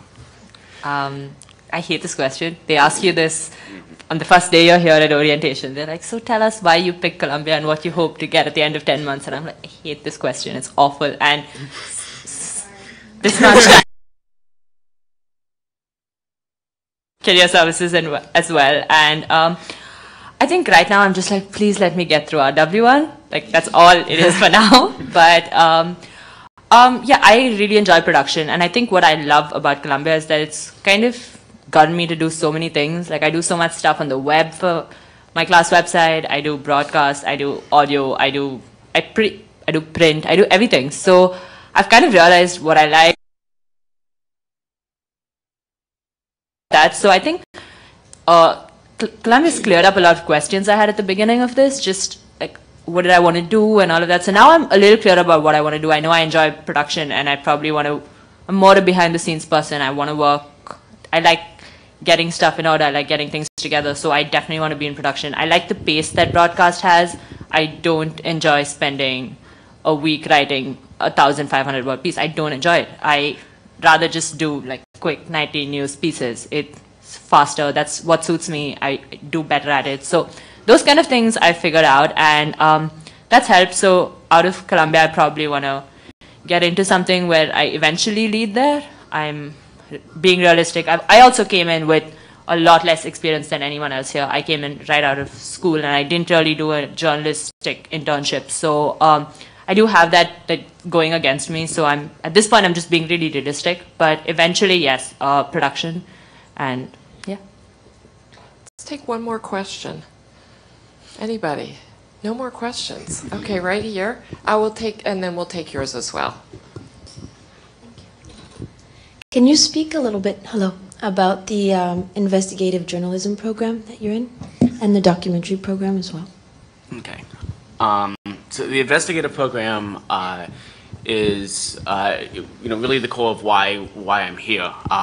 It's you do an investigative master's, so your master's is a little bit different. And there's a course in the fall, 2 in the spring. Sheila Cornell, who you saw in the video, is the head of the program, and she does an amazing job teaching it. The fall course, for example, we're doing 3 things. They teach us how to do public document searches. So our first project was, Charlie Rangel, who's been in trouble in the last few years. They handed us the New York Times piece that kind of wrote up all of his housing problems and lying on various forms. And they said, find the public documents to source this. And we had a week to do that. And it was really hard, but it taught us how to deal with public documents. It taught us how to actually get in there and find these things in databases, see which agencies would have them. And it was a great tool there. And we're now on the investigative interviewing process. So how do you get information out of people who may not really go to you to tell you things? And it's a really interesting idea on how you engage with people so that they feel comfortable with you, they trust you, and they'll actually give you answers you want instead of the BS stuff you tend to get from public relations people. And then we are doing a class project. So investigative journalism these days, you're working in groups. So the cooperative idea, someone asked about that. They emphasize the idea of being cooperative and not competitive. So we're splitting up into groups, and we're going to be doing a year-long project, something on international corruption. And we had to pitch ideas. We're in the vetting process now. And we will be producing something at the end of the year that we hope gets published in some kind of major way. So. Well, the documentary film program, from what I hear, is very competitive, but somehow I got into the program. There's 14 of us. It's really small. There's only 14 students in the program. And it's an additional semester. It's additional 3 months. You can either do it over the summer or in the fall. We have a seminar. Right now we're meeting every Friday for our seminar, and we're pitching our master's projects a little bit later than most of the other MS students. But we're in really early stages of pitching. you can either do a documentary by yourself, which is discouraged. Typically, from what Professor Costas told me, students, their films can range normally from like 25 minutes to 45 minutes. It can be a narrated piece or a non-narrated piece, which is just very difficult to do. I mean, I've struggled to do 5-minute piece narrated, so I can only imagine how hard it would be to do something much longer. And we just did preliminary pitches on Friday. So I pitched my story, which is on issues of solitary confinement in prisons and psychiatric wards. And I have like all these characters and all, these different storylines, and she everyone in the class was like, oh, this is a great idea. And she just sat there and was like, so what's your story? And I was like, well, this new legislation is going on, and this Senate subcommittee meeting happened here, and this happened. She's like, okay, so, but what's your story? And I was like, well, I couldn't come up with a concise story. She said, well, what you have sounds really good for a 4-minute piece. What can you do in 25 minutes? And I can't do anything in 25 minutes, so I have to repitch it. But it's a long process, but it so far has been really gratifying. And a lot of the things that I've learned in RW1 have been helpful for this in terms of story development and idea development. But at the same time, a lot of things you learn in RW1, she'll throw them out the window. She said, this is a different type of story than what you've reported before. You have to approach it differently. So a lot of it's square one. Some of us have done documentaries. I did a mini doc in college, and that was it. Some of us have never touched a camera. But from what she told me from the previous doc class is that all of the students in the program had jobs waiting for them when they were done with their films. Students often sell their films. She's actually hiring 2 students from our current class to intern for her. She needs help with the film, so she does that often. But yeah, the doc film program so far has been really good. It's a long process. It's a very long process, but so far it's been very rewarding. And I mean, I'd encourage you to apply. I had very little experience, and I applied. I applied because I saw this. I'm from Louisiana, and I saw this film on Hurricane Katrina called Trouble the Waters. And part of it was filmed from a woman's cell phone. She just happened to be there. No one else could have filmed that when the storm was going on. She filmed a lot of it from her cell phone, and these guys found out about it, and they came down to film her, and they joined a lot of the footage together, and it was done so beautifully. And when I saw that, I was like, you know what, if she can do that, I can make a film too.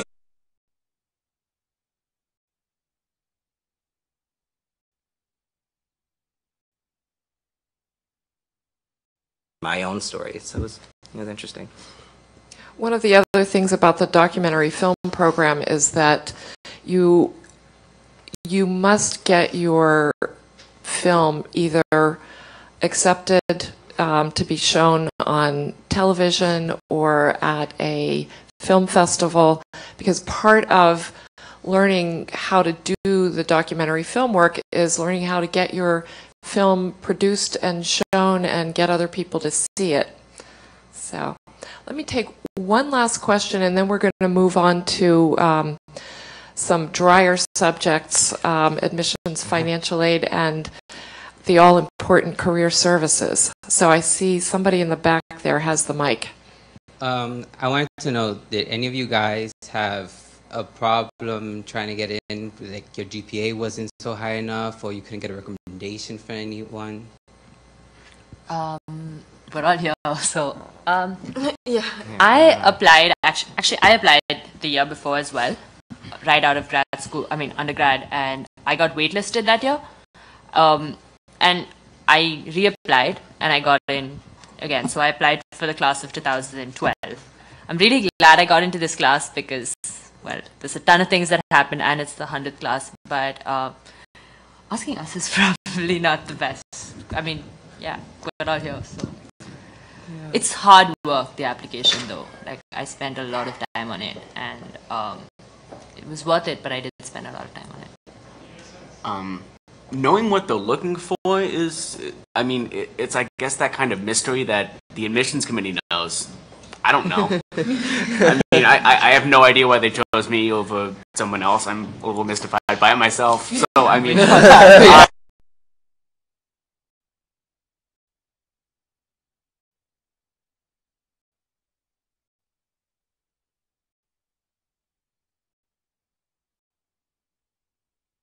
this, but the balancing act. I mean, some people just, didn't have one thing go very well, but they have really good clips, or they had really good essays, or the like. So I doubt that one thing completely counts you out.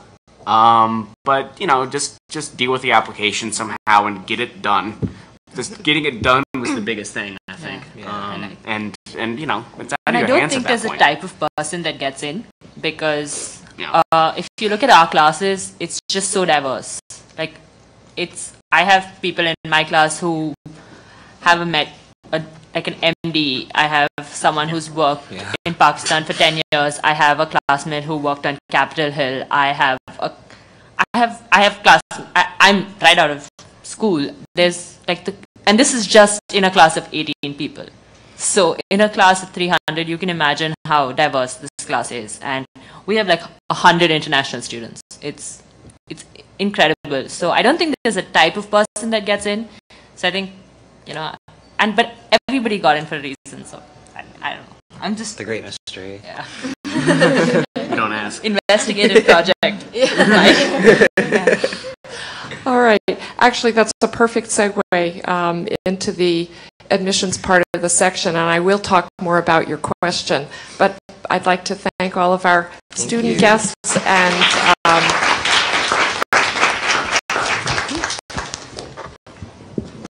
and I'm going to talk quickly about admissions to the school, and then my colleague Taryn Almanzar will be talking about scholarships and financial aid and thinking about how to finance your graduate education.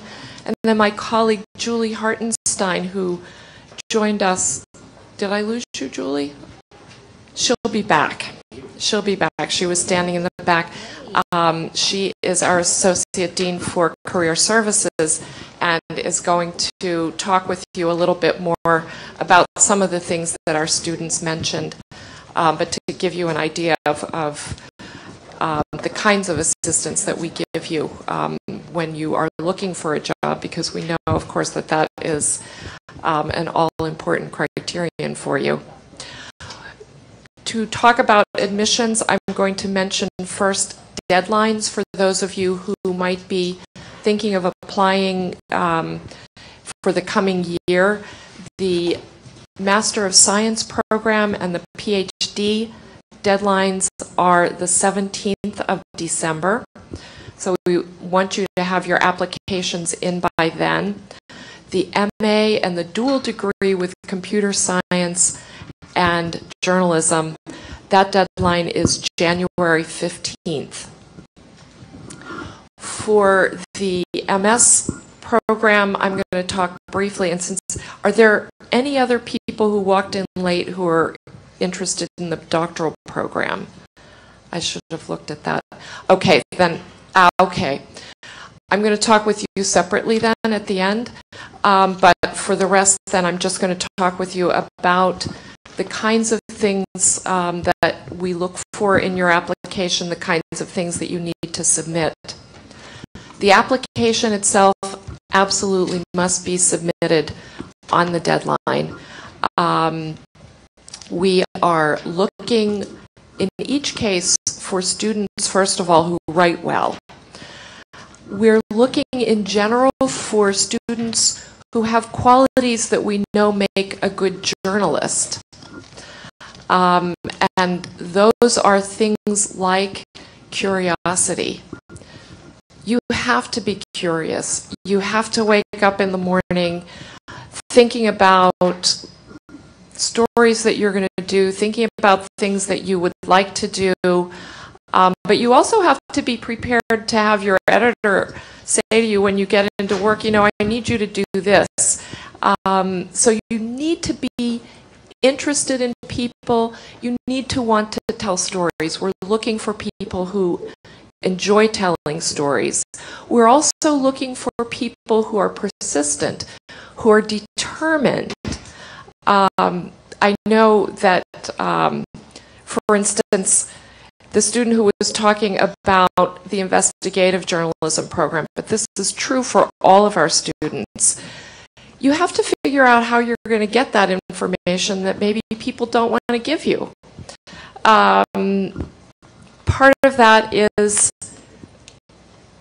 persistence, it's determination, it's how do you ask the right questions, it's how do you find the right people that you're going to ask the questions of.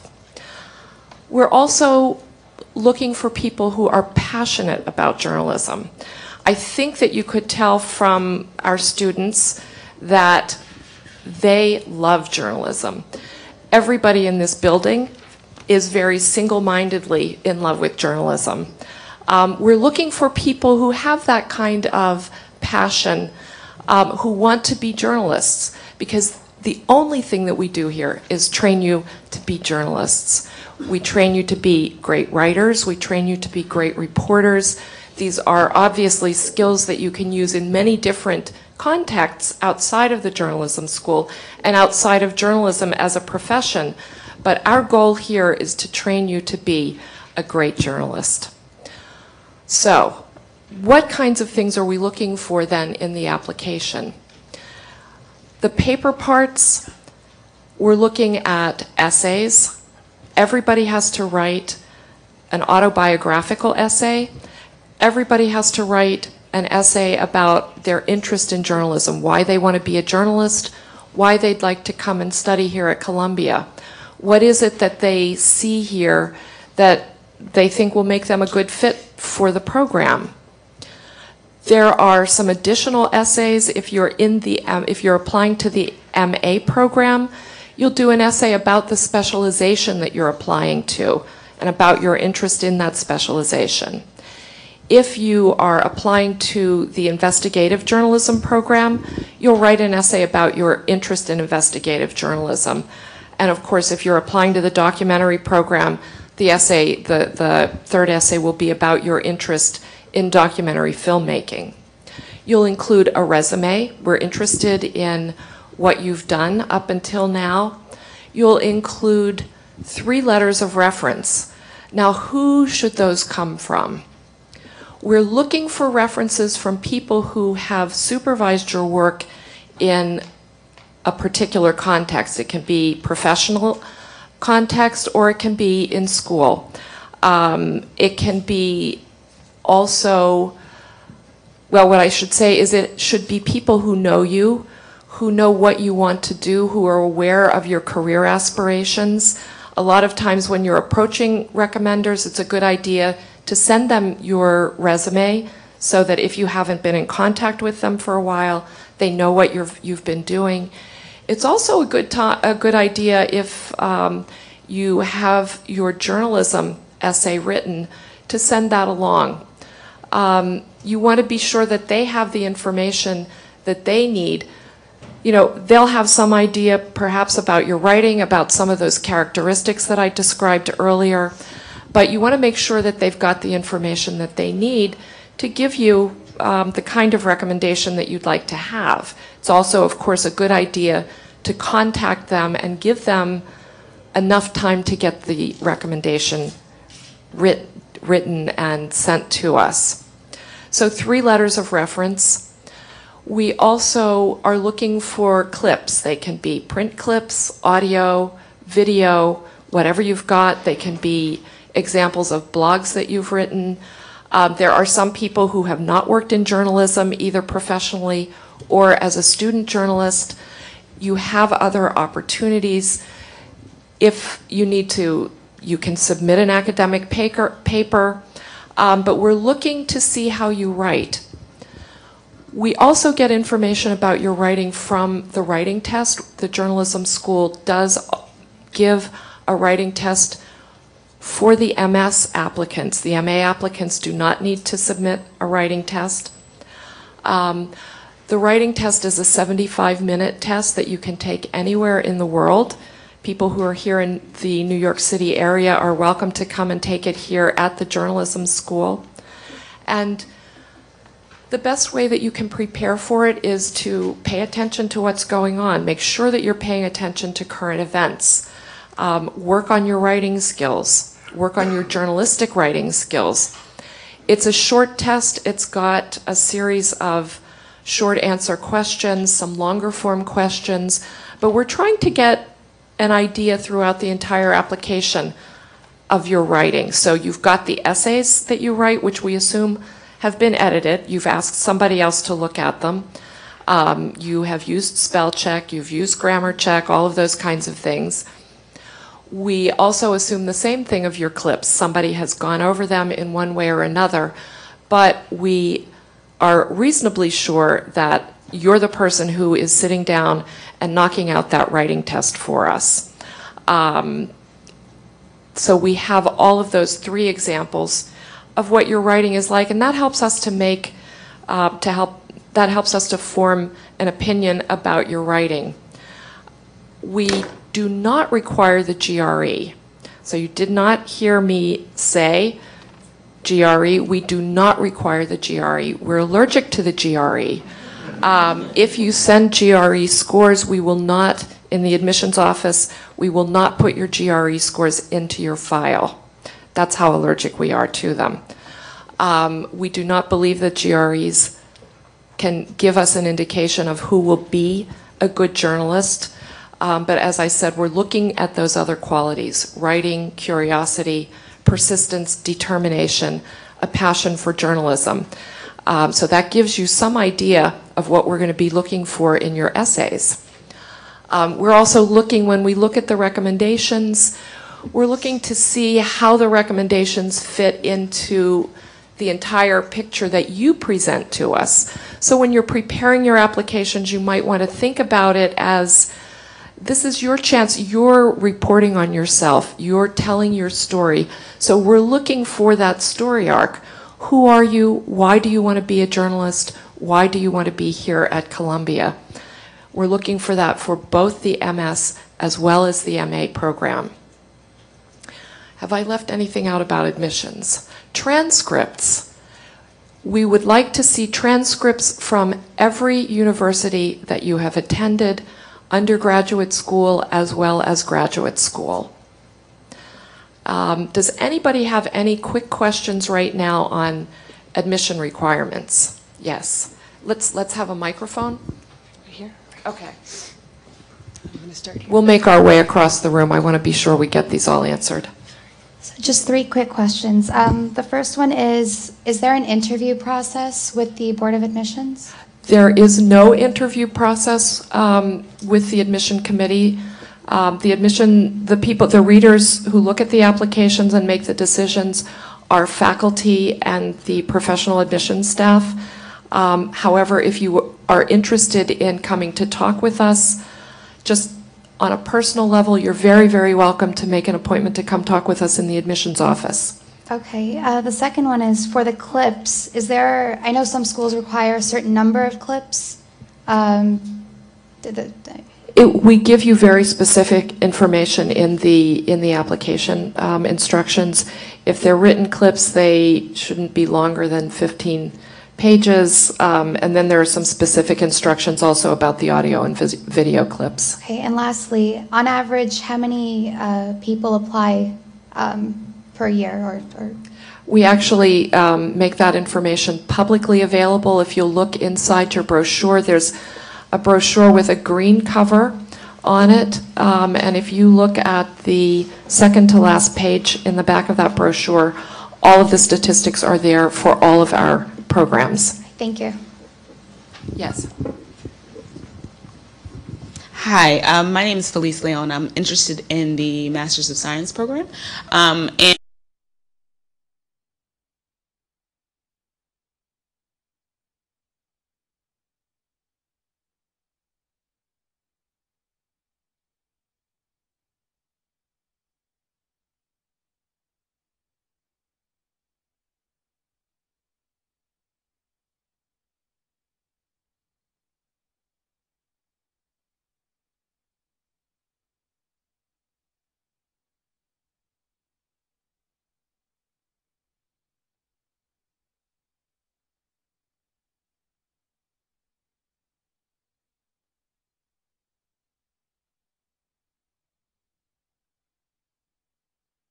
And if it's a broadcast clip, you should indicate which of the work that you specifically have done. And if you've done the writing for it, it's also helpful to send a transcript. Yeah.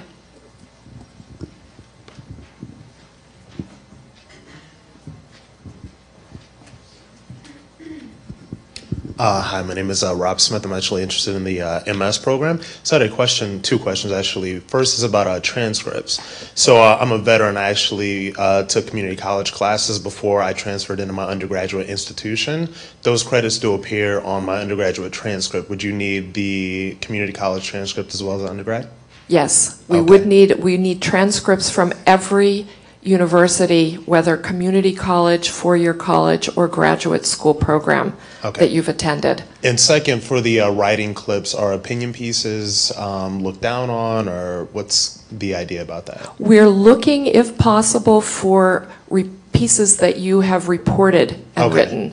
But opinion pieces are fine, but if you've got some other things, you might want to include those as well. Oh, absolutely, because there's like one reporting piece, one opinion, and then one that's that more would be in-depth. fine. All right, thank you. That'd be just fine. For the writing test, when is the deadline to take that? We offer the writing test during the month of January.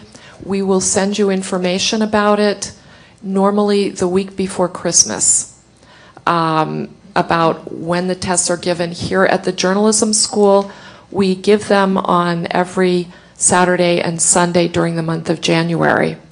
And if you're taking the test outside of New York City, normally one of our alums proctors the exam, and you'll make arrangements with an individual to take the test. We'll get all the way to the other side of the room. Hi, my name is Judy Ijo, and I'm interested in the MS program. I have two quick questions. The first one is, when should the transcripts be sent? Should it be before I submit the application? You can send your transcripts before you submit the application. Okay. Yes. Okay. But should I include a letter or something that says will be part of the application that will come in later? No, you don't need to. We'll assume and look forward to receiving your application. Great, thank you. And there's a second quick question. I'm looking at the data, and it says for the MS, the admits are 400, but expected to enroll are only 272. Right. Is there a reason why there is there maximum capacity for the expected to enroll? Like, should the students be usually around 250, but you expect some people to not accept the offer, or? That's exactly right. We expect some people not to accept the offer. We expect that some people will have medical emergencies and will not be able to come. We expect that people will decide to either accept or to stay in a job. So there are a lot of reasons, but yes, so we admit the number of people that we know we need to admit in order to get the size class that we want. And we do admit for a very specific number, because I think you heard Tammy Luby say that she had 18 students in her class. We have 15 sections of those classes, and we have a precise number of students that we're looking for. So yes. Thank you so much.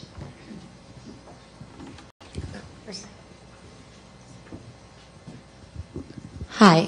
One student on the panel mentioned that she had been waitlisted. How many students are waitlisted each year, and how many are expected to get off of the waitlist, given that so many, a good portion of the students end up not matriculating? Right. We waitlist. It depends on the size of the class that we take each year, so that number can go up and down. And the number of people that we take off of the wait list really depends on the number of people that we need to fill the class. So it's hard to say. Thank you. It's hard to say. Hi, my name is Lily. I have a question about the recommendation letter. So for students who have no related journalism experience, for those who want to find someone to write a recommendation for them, besides what about their career orientation and passion for journalism, what do you expect for the person to write the recommendation for those students without experience? As I said, it can be faculty members who you've studied with.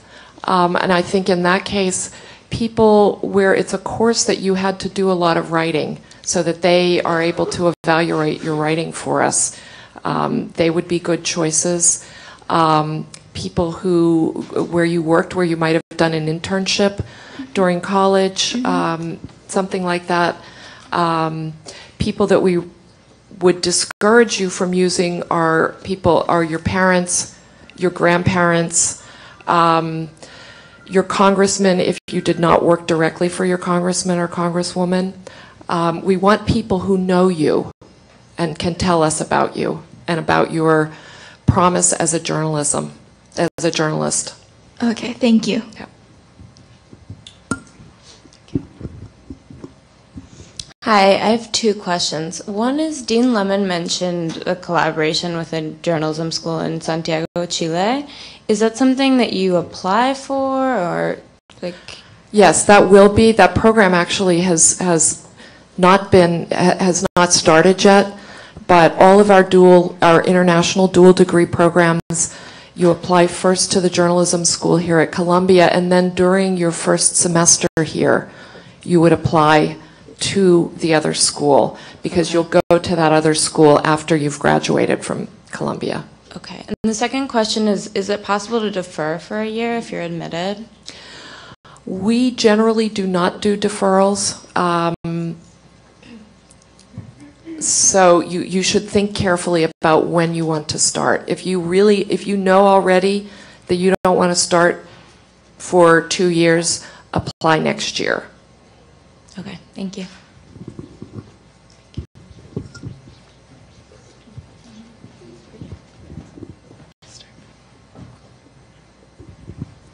So I have a question about international students, about admission for them. So all my work and all my university experience is from different country. So how should my official transcript and clips and texts should look like when I send it to you? If your clips are written in another language, you should include a translation of them. The recommenders should also have their recommendations translated.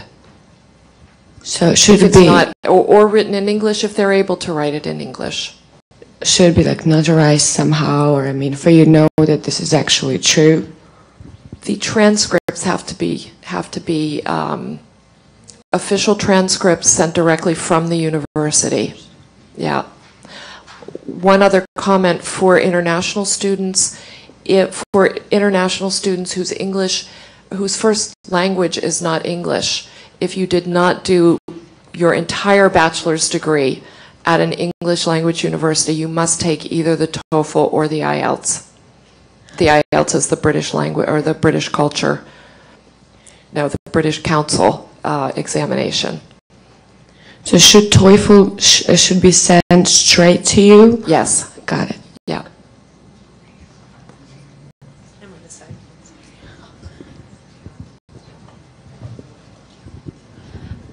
Hi. Should you decide that you want to pursue the Master of Arts degree after the Master of Science, is that a separate application? That is indeed a separate application, and we encourage students who are interested in doing that to do just that.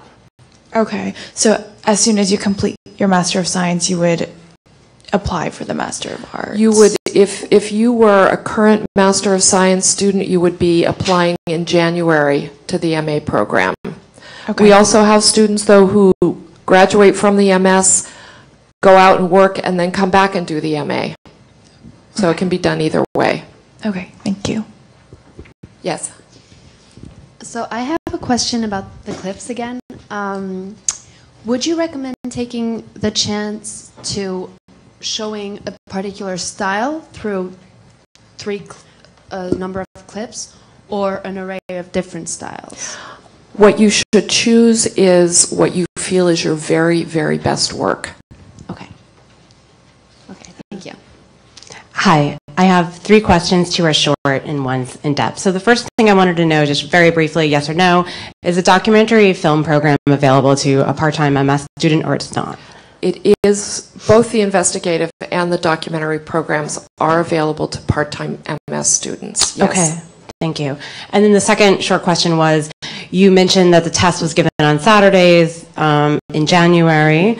I know the deadline you said was December 17th. So basically I just want to get it straight. You're submitting all of your materials for December 17th and then afterwards you take the exam. Exactly. Okay, great. Exactly. And we give it on Saturdays and Sundays. Okay. During the month of January. And then I'm just a little bit confused about the clip. Sorry, I don't have journalism experience. However, I have a television show, which I'm on.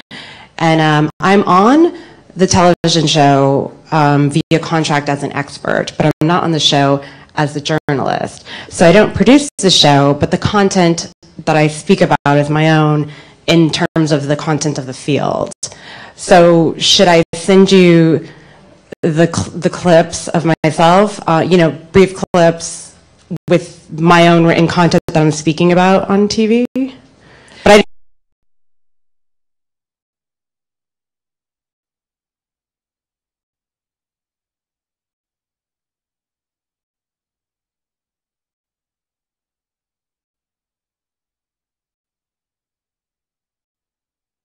Looking for something more journalistic, something where you've done the reporting and writing, if that's possible. Okay. I noticed on the application that for part-time MS, you have to be a U.S. citizen or permanent resident.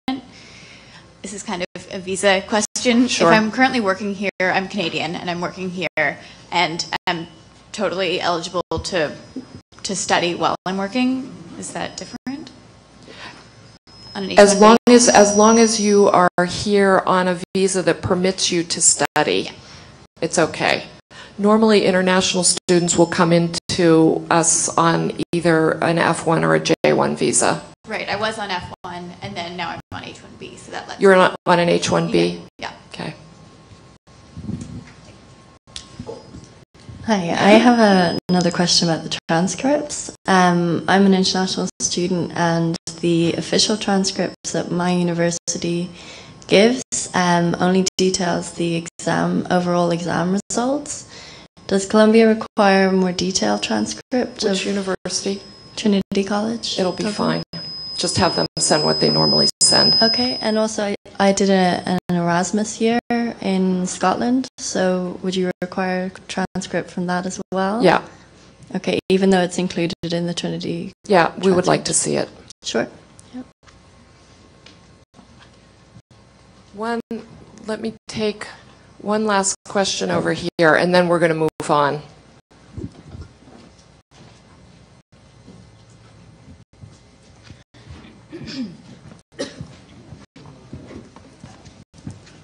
Who was it? Right here. Okay. Sorry. Thank you. Hi, my name is Simone Teta. I'm applying to the Masters of Science program. However, right now I'm wavering between going part-time and full-time, as I currently have a full-time job. And I want to know what the possibility, or if there is a possibility to, say, start part-time and then decide that you want to do the full-time, or vice versa. Yes. We have students who start full-time and then switch to part-time. We have students who begin part-time and then switch to full-time, so that's certainly possible. What I would suggest that you not do is even think about working full-time and going to school full-time. You'll lose a lot of sleep. Okay, we're going to move on.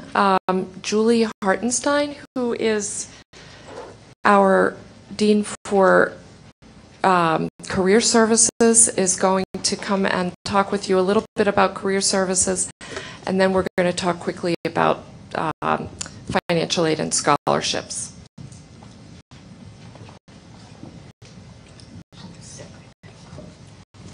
Well, I know that there's no anxiety in this room about loans or being jobs or being on the soup line, so I appreciate you giving me a couple minutes of your time to talk about careers and jobs. I'm Julie Hartenstein. I'm the Associate Dean for Career Services, and I'm here to give you a quick overview of what our department does to help our students prepare for life after J school, to compete in the job market and to land jobs. You're going to compare a lot of things in making a decision about whether or not to come to J school and to pick the right program. I think this is one area in which we can say that the bottom line is, in terms of comparison, that career services, there's no comparison between what we do and the other schools. We're the best in the business.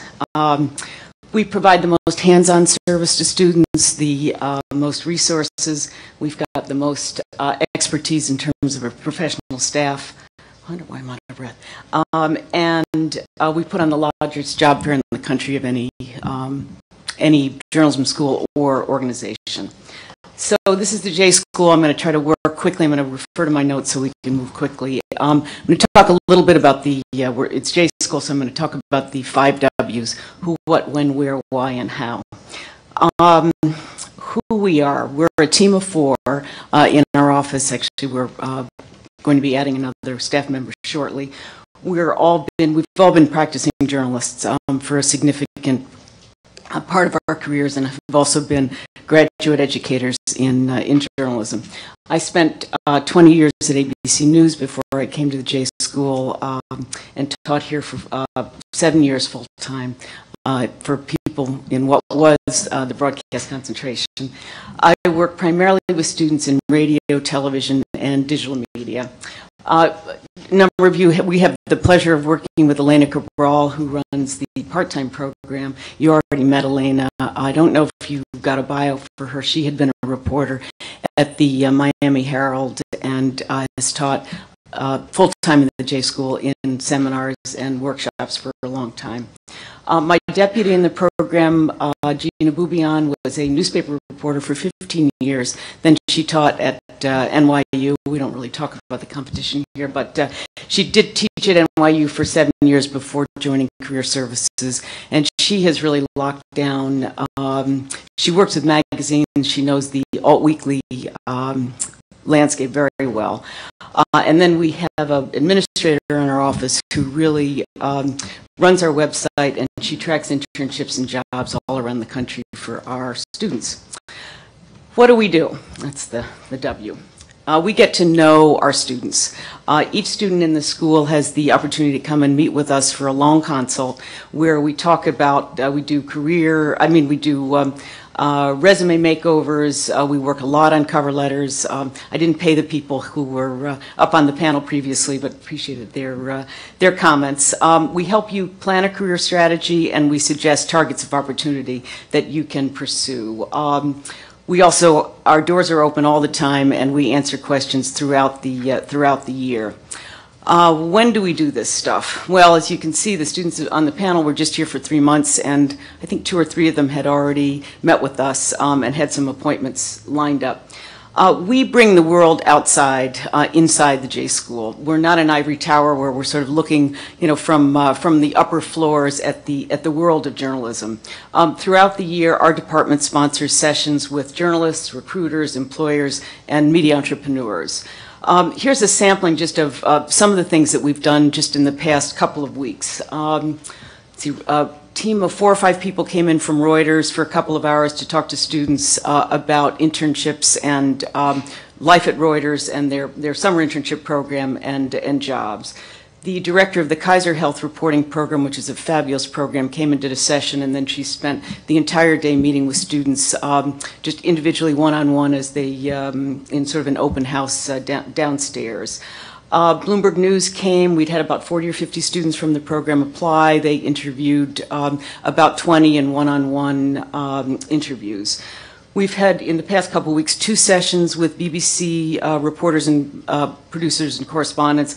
The one yesterday was about launching careers as freelance journalists overseas. And we had a really lively talk yesterday, or day before yesterday, about long-form narrative writing and launching careers at all weeklies, which we think is a good career path.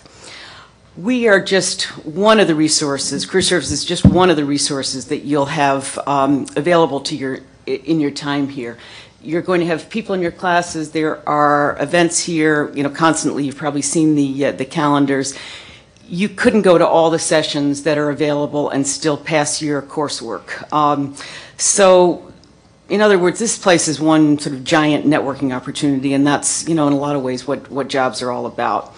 The biggest opportunity or the biggest networking event is our annual Career Expo, which we hold in late spring, end of March. We're the biggest job fair in the country, as I mentioned. Last year we had 110 employers and 5 or 6 organizations, and that was just to meet our class of 2012. And so if you're part of the class of 2014, you'll have a Career Expo all your own as well. Why? We are not career placement. We are career services, and we don't find jobs for you. A J-School degree does not get you a job in itself. You have to be good. You have to be really good. You have to do well here, and you have to really want to be a journalist.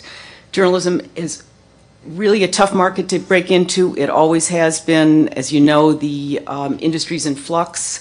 And the economy is rough. There is no promise of a job when you graduate from the J-School. But we will do our very best to open doors for all our students. It's your job to knock on the door, pound on the door, and break it down so you can get that job.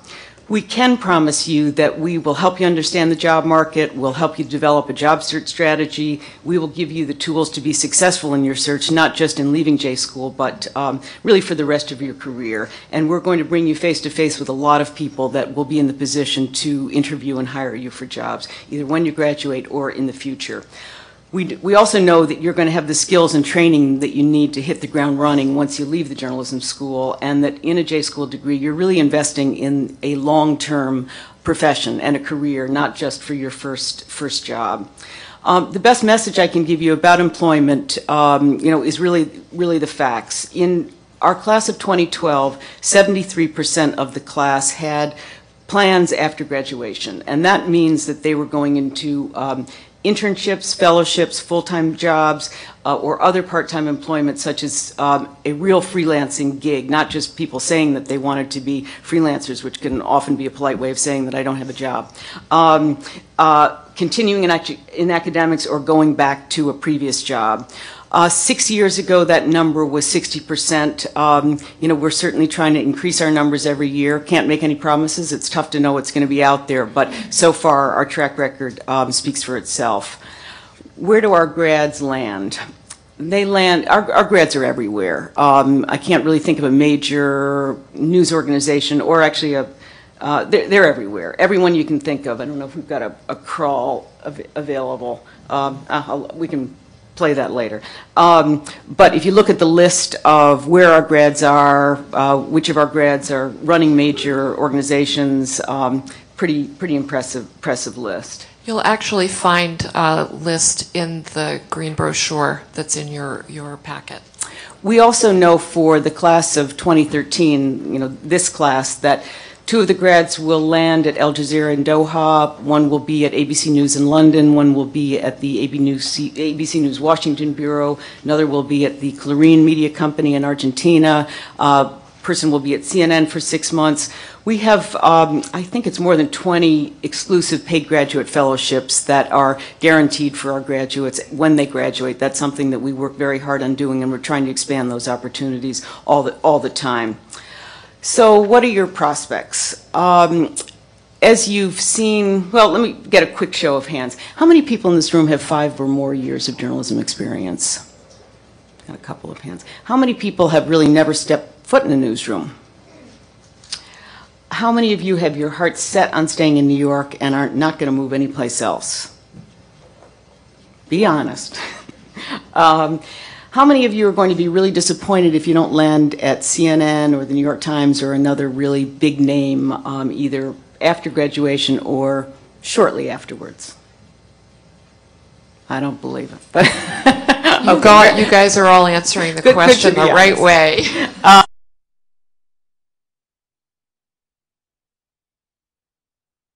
Room and on the panels that we've already had, everybody brings a very different profile to the J School, and so everybody's profile is really going to mean the difference in what kind of job they get, how successful they are, and how quickly they can move. A lot of this is going to be up to you. The wider a net that you can spread, the more you're in. They're fabulous jobs at places that you've never heard of. The more flexible you can be about leaving New York City. You're all going to be multi-platform reporters. That's going to be what your career, both immediately and your trajectory, is all about. When you graduate, the majority of you are not going to launch your careers in full-time paid positions. Unfortunately, it's just not the way the industry works. You'll be in paid internships, fellowships. Some of you will launch as freelancers. Certainly some of you will land full-time jobs. Your salaries are going to range from minimum wage to $25,000 to $60,000, some more depending on experience. A lot of those jobs don't come with benefits at first, but we're very confident that once you get in, you'll do well and you'll get there, provided that you've done well here and are going to be a terrific journalist. Again, some of you, if you only want to stay in New York, great market, a lot of jobs out there, but it's also, the Mecca. It's where everybody wants to be, and that, makes it that much more competitive. A few words for international students. You will face additional challenges. There's no way around that.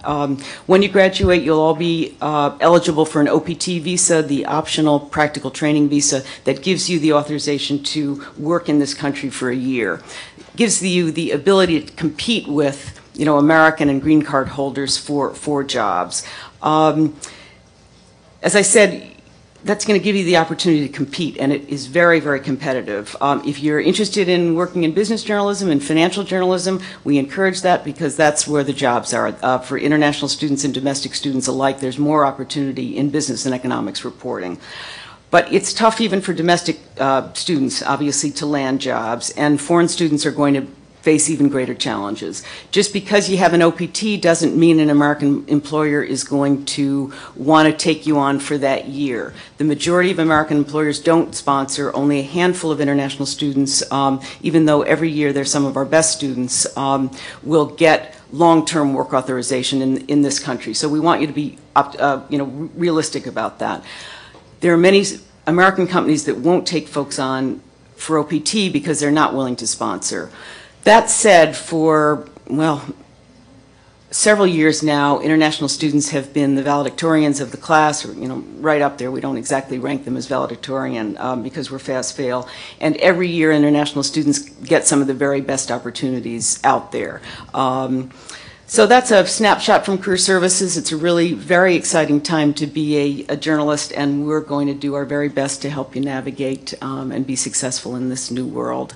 Look forward to your questions in a little bit. Thanks very much, Julie. I'm going to ask Taryn to come on up and talk about financial aids and scholarships and financial planning.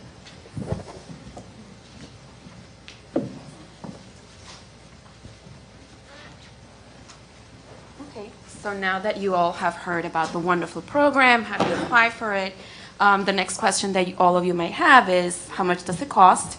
And is there any aid, or how are people paying for this degree?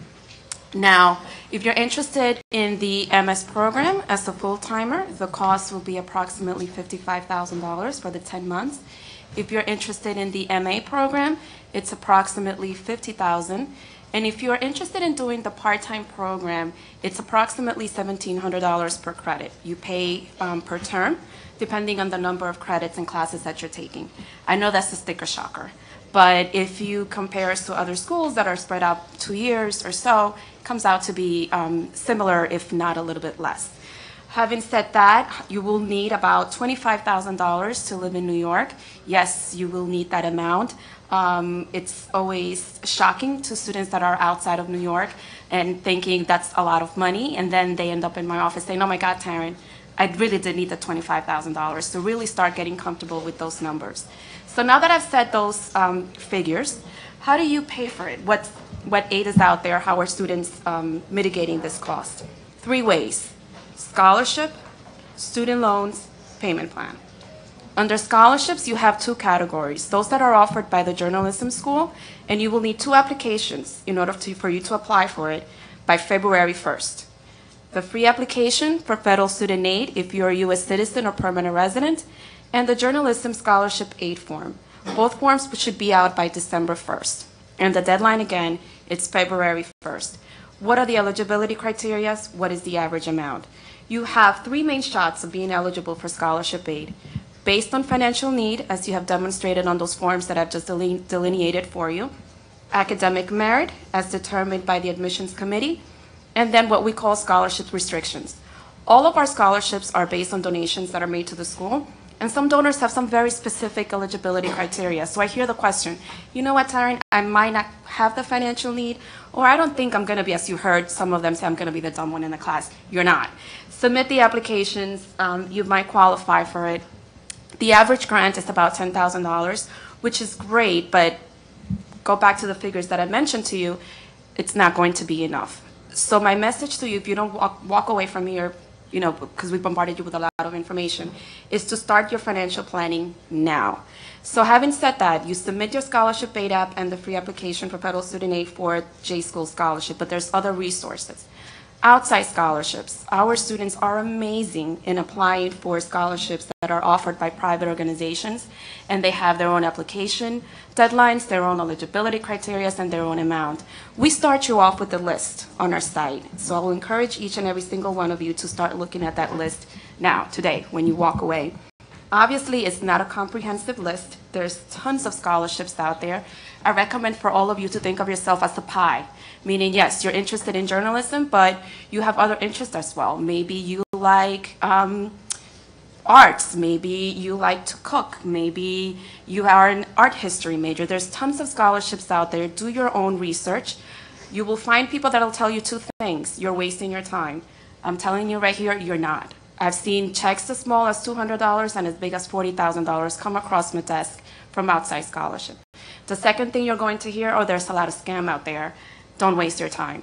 3 ways that you can tell if there's a scam. If they're asking for your social security number, don't waste your time. They shouldn't be asking you for that information. If they're asking you for credit card numbers or if they're asking you for your check account information, do not waste your time. Outside scholarships will not, legitimate ones will not ask you for that. And the third way, if they're telling you that you need to pay in order for you to be considered for these scholarships, keep it moving. Other than that, apply for them. This is the time to research it. So that's scholarships. We have J-School and outside. Student loans are a reality. Most of our students are borrowing, and they are coming in already with loans that they might have borrowed for undergrad school.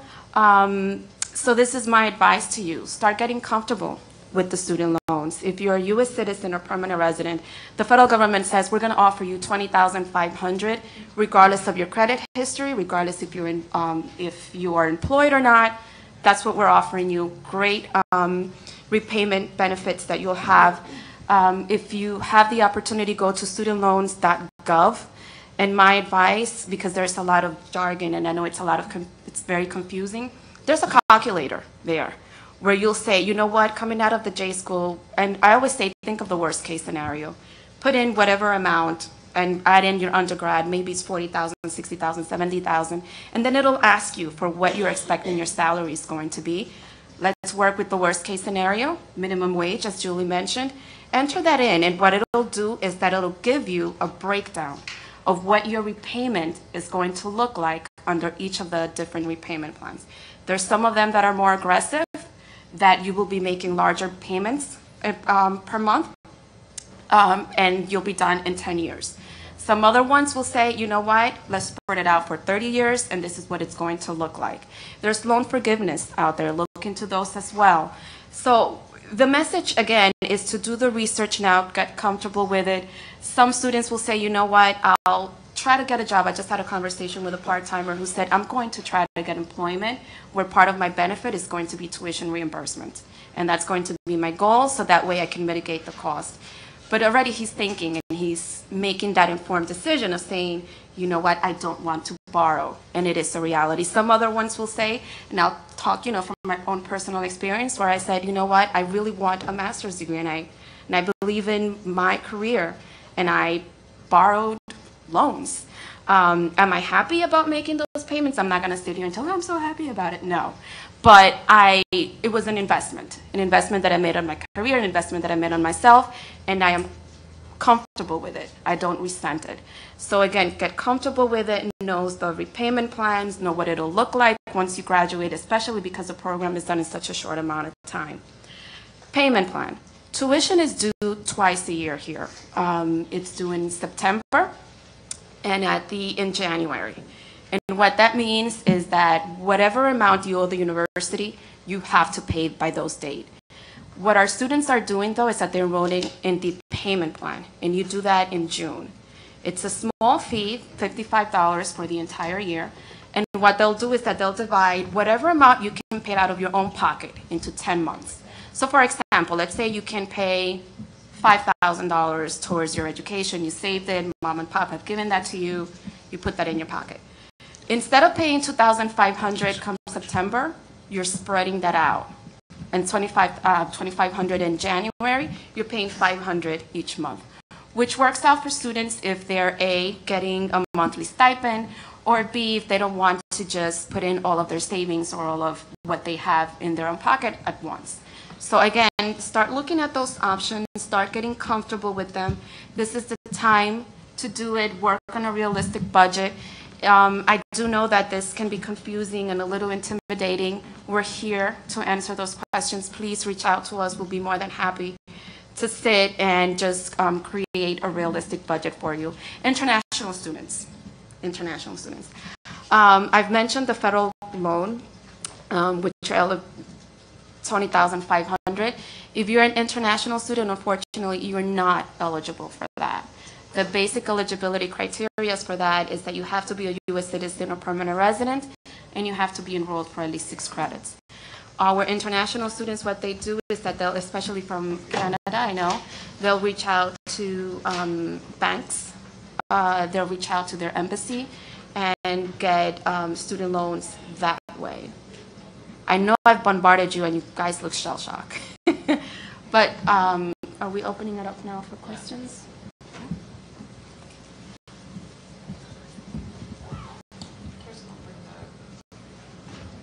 Hi, I'm interested in doing part-time program. Are you at a disadvantage for applying financially because you're part-time? No. It works differently because, again, since you are paying per point, so the scholarship eligibility works out that way, but you're not at disadvantage.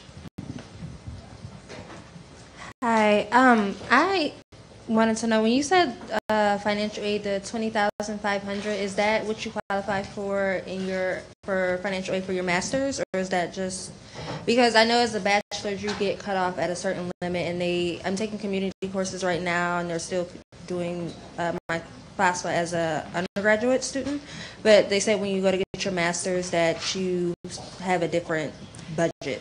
Right. It's 20. That's a very good question. Thank you for that. It's $20,500 per academic year. Okay. So if you're in the full-time program, that's your eligibility, $20,500. If you're in the part-time program and you're spreading out your courses into 2 years, then that's an extra $20,500 that you can potentially borrow that second year. Okay. And is that like loans and? That's loans. That is student loans. Okay. That is federally guaranteed student loan. Okay. Thank you. Hi. Hi.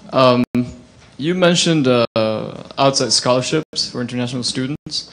Are those available for international students? And if they are, does the Columbia J School provide some orientation for getting them? Good question.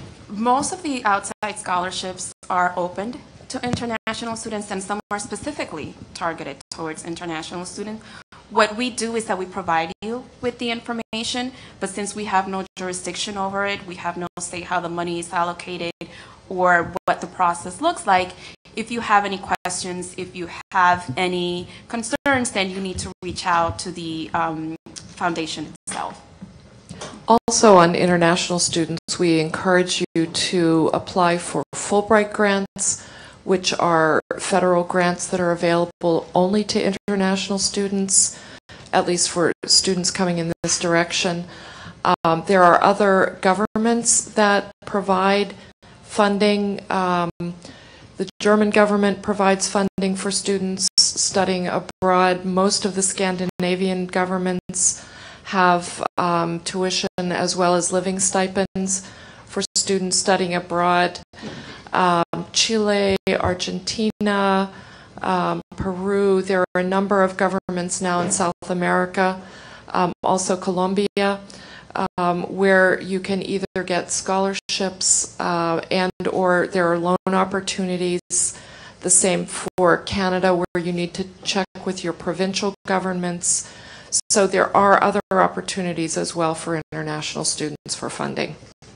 Thanks.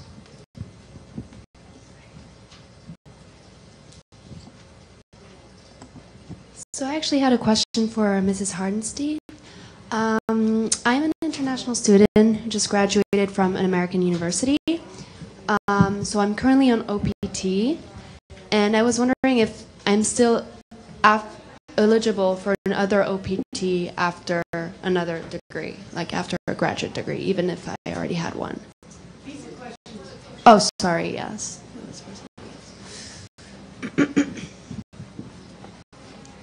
Visa questions are best answered by our ISSO office, so I can't swear on the Bible on this, but I believe that you will get another OPT for the year that you spend at the graduate school. Yeah, I think I read that somewhere.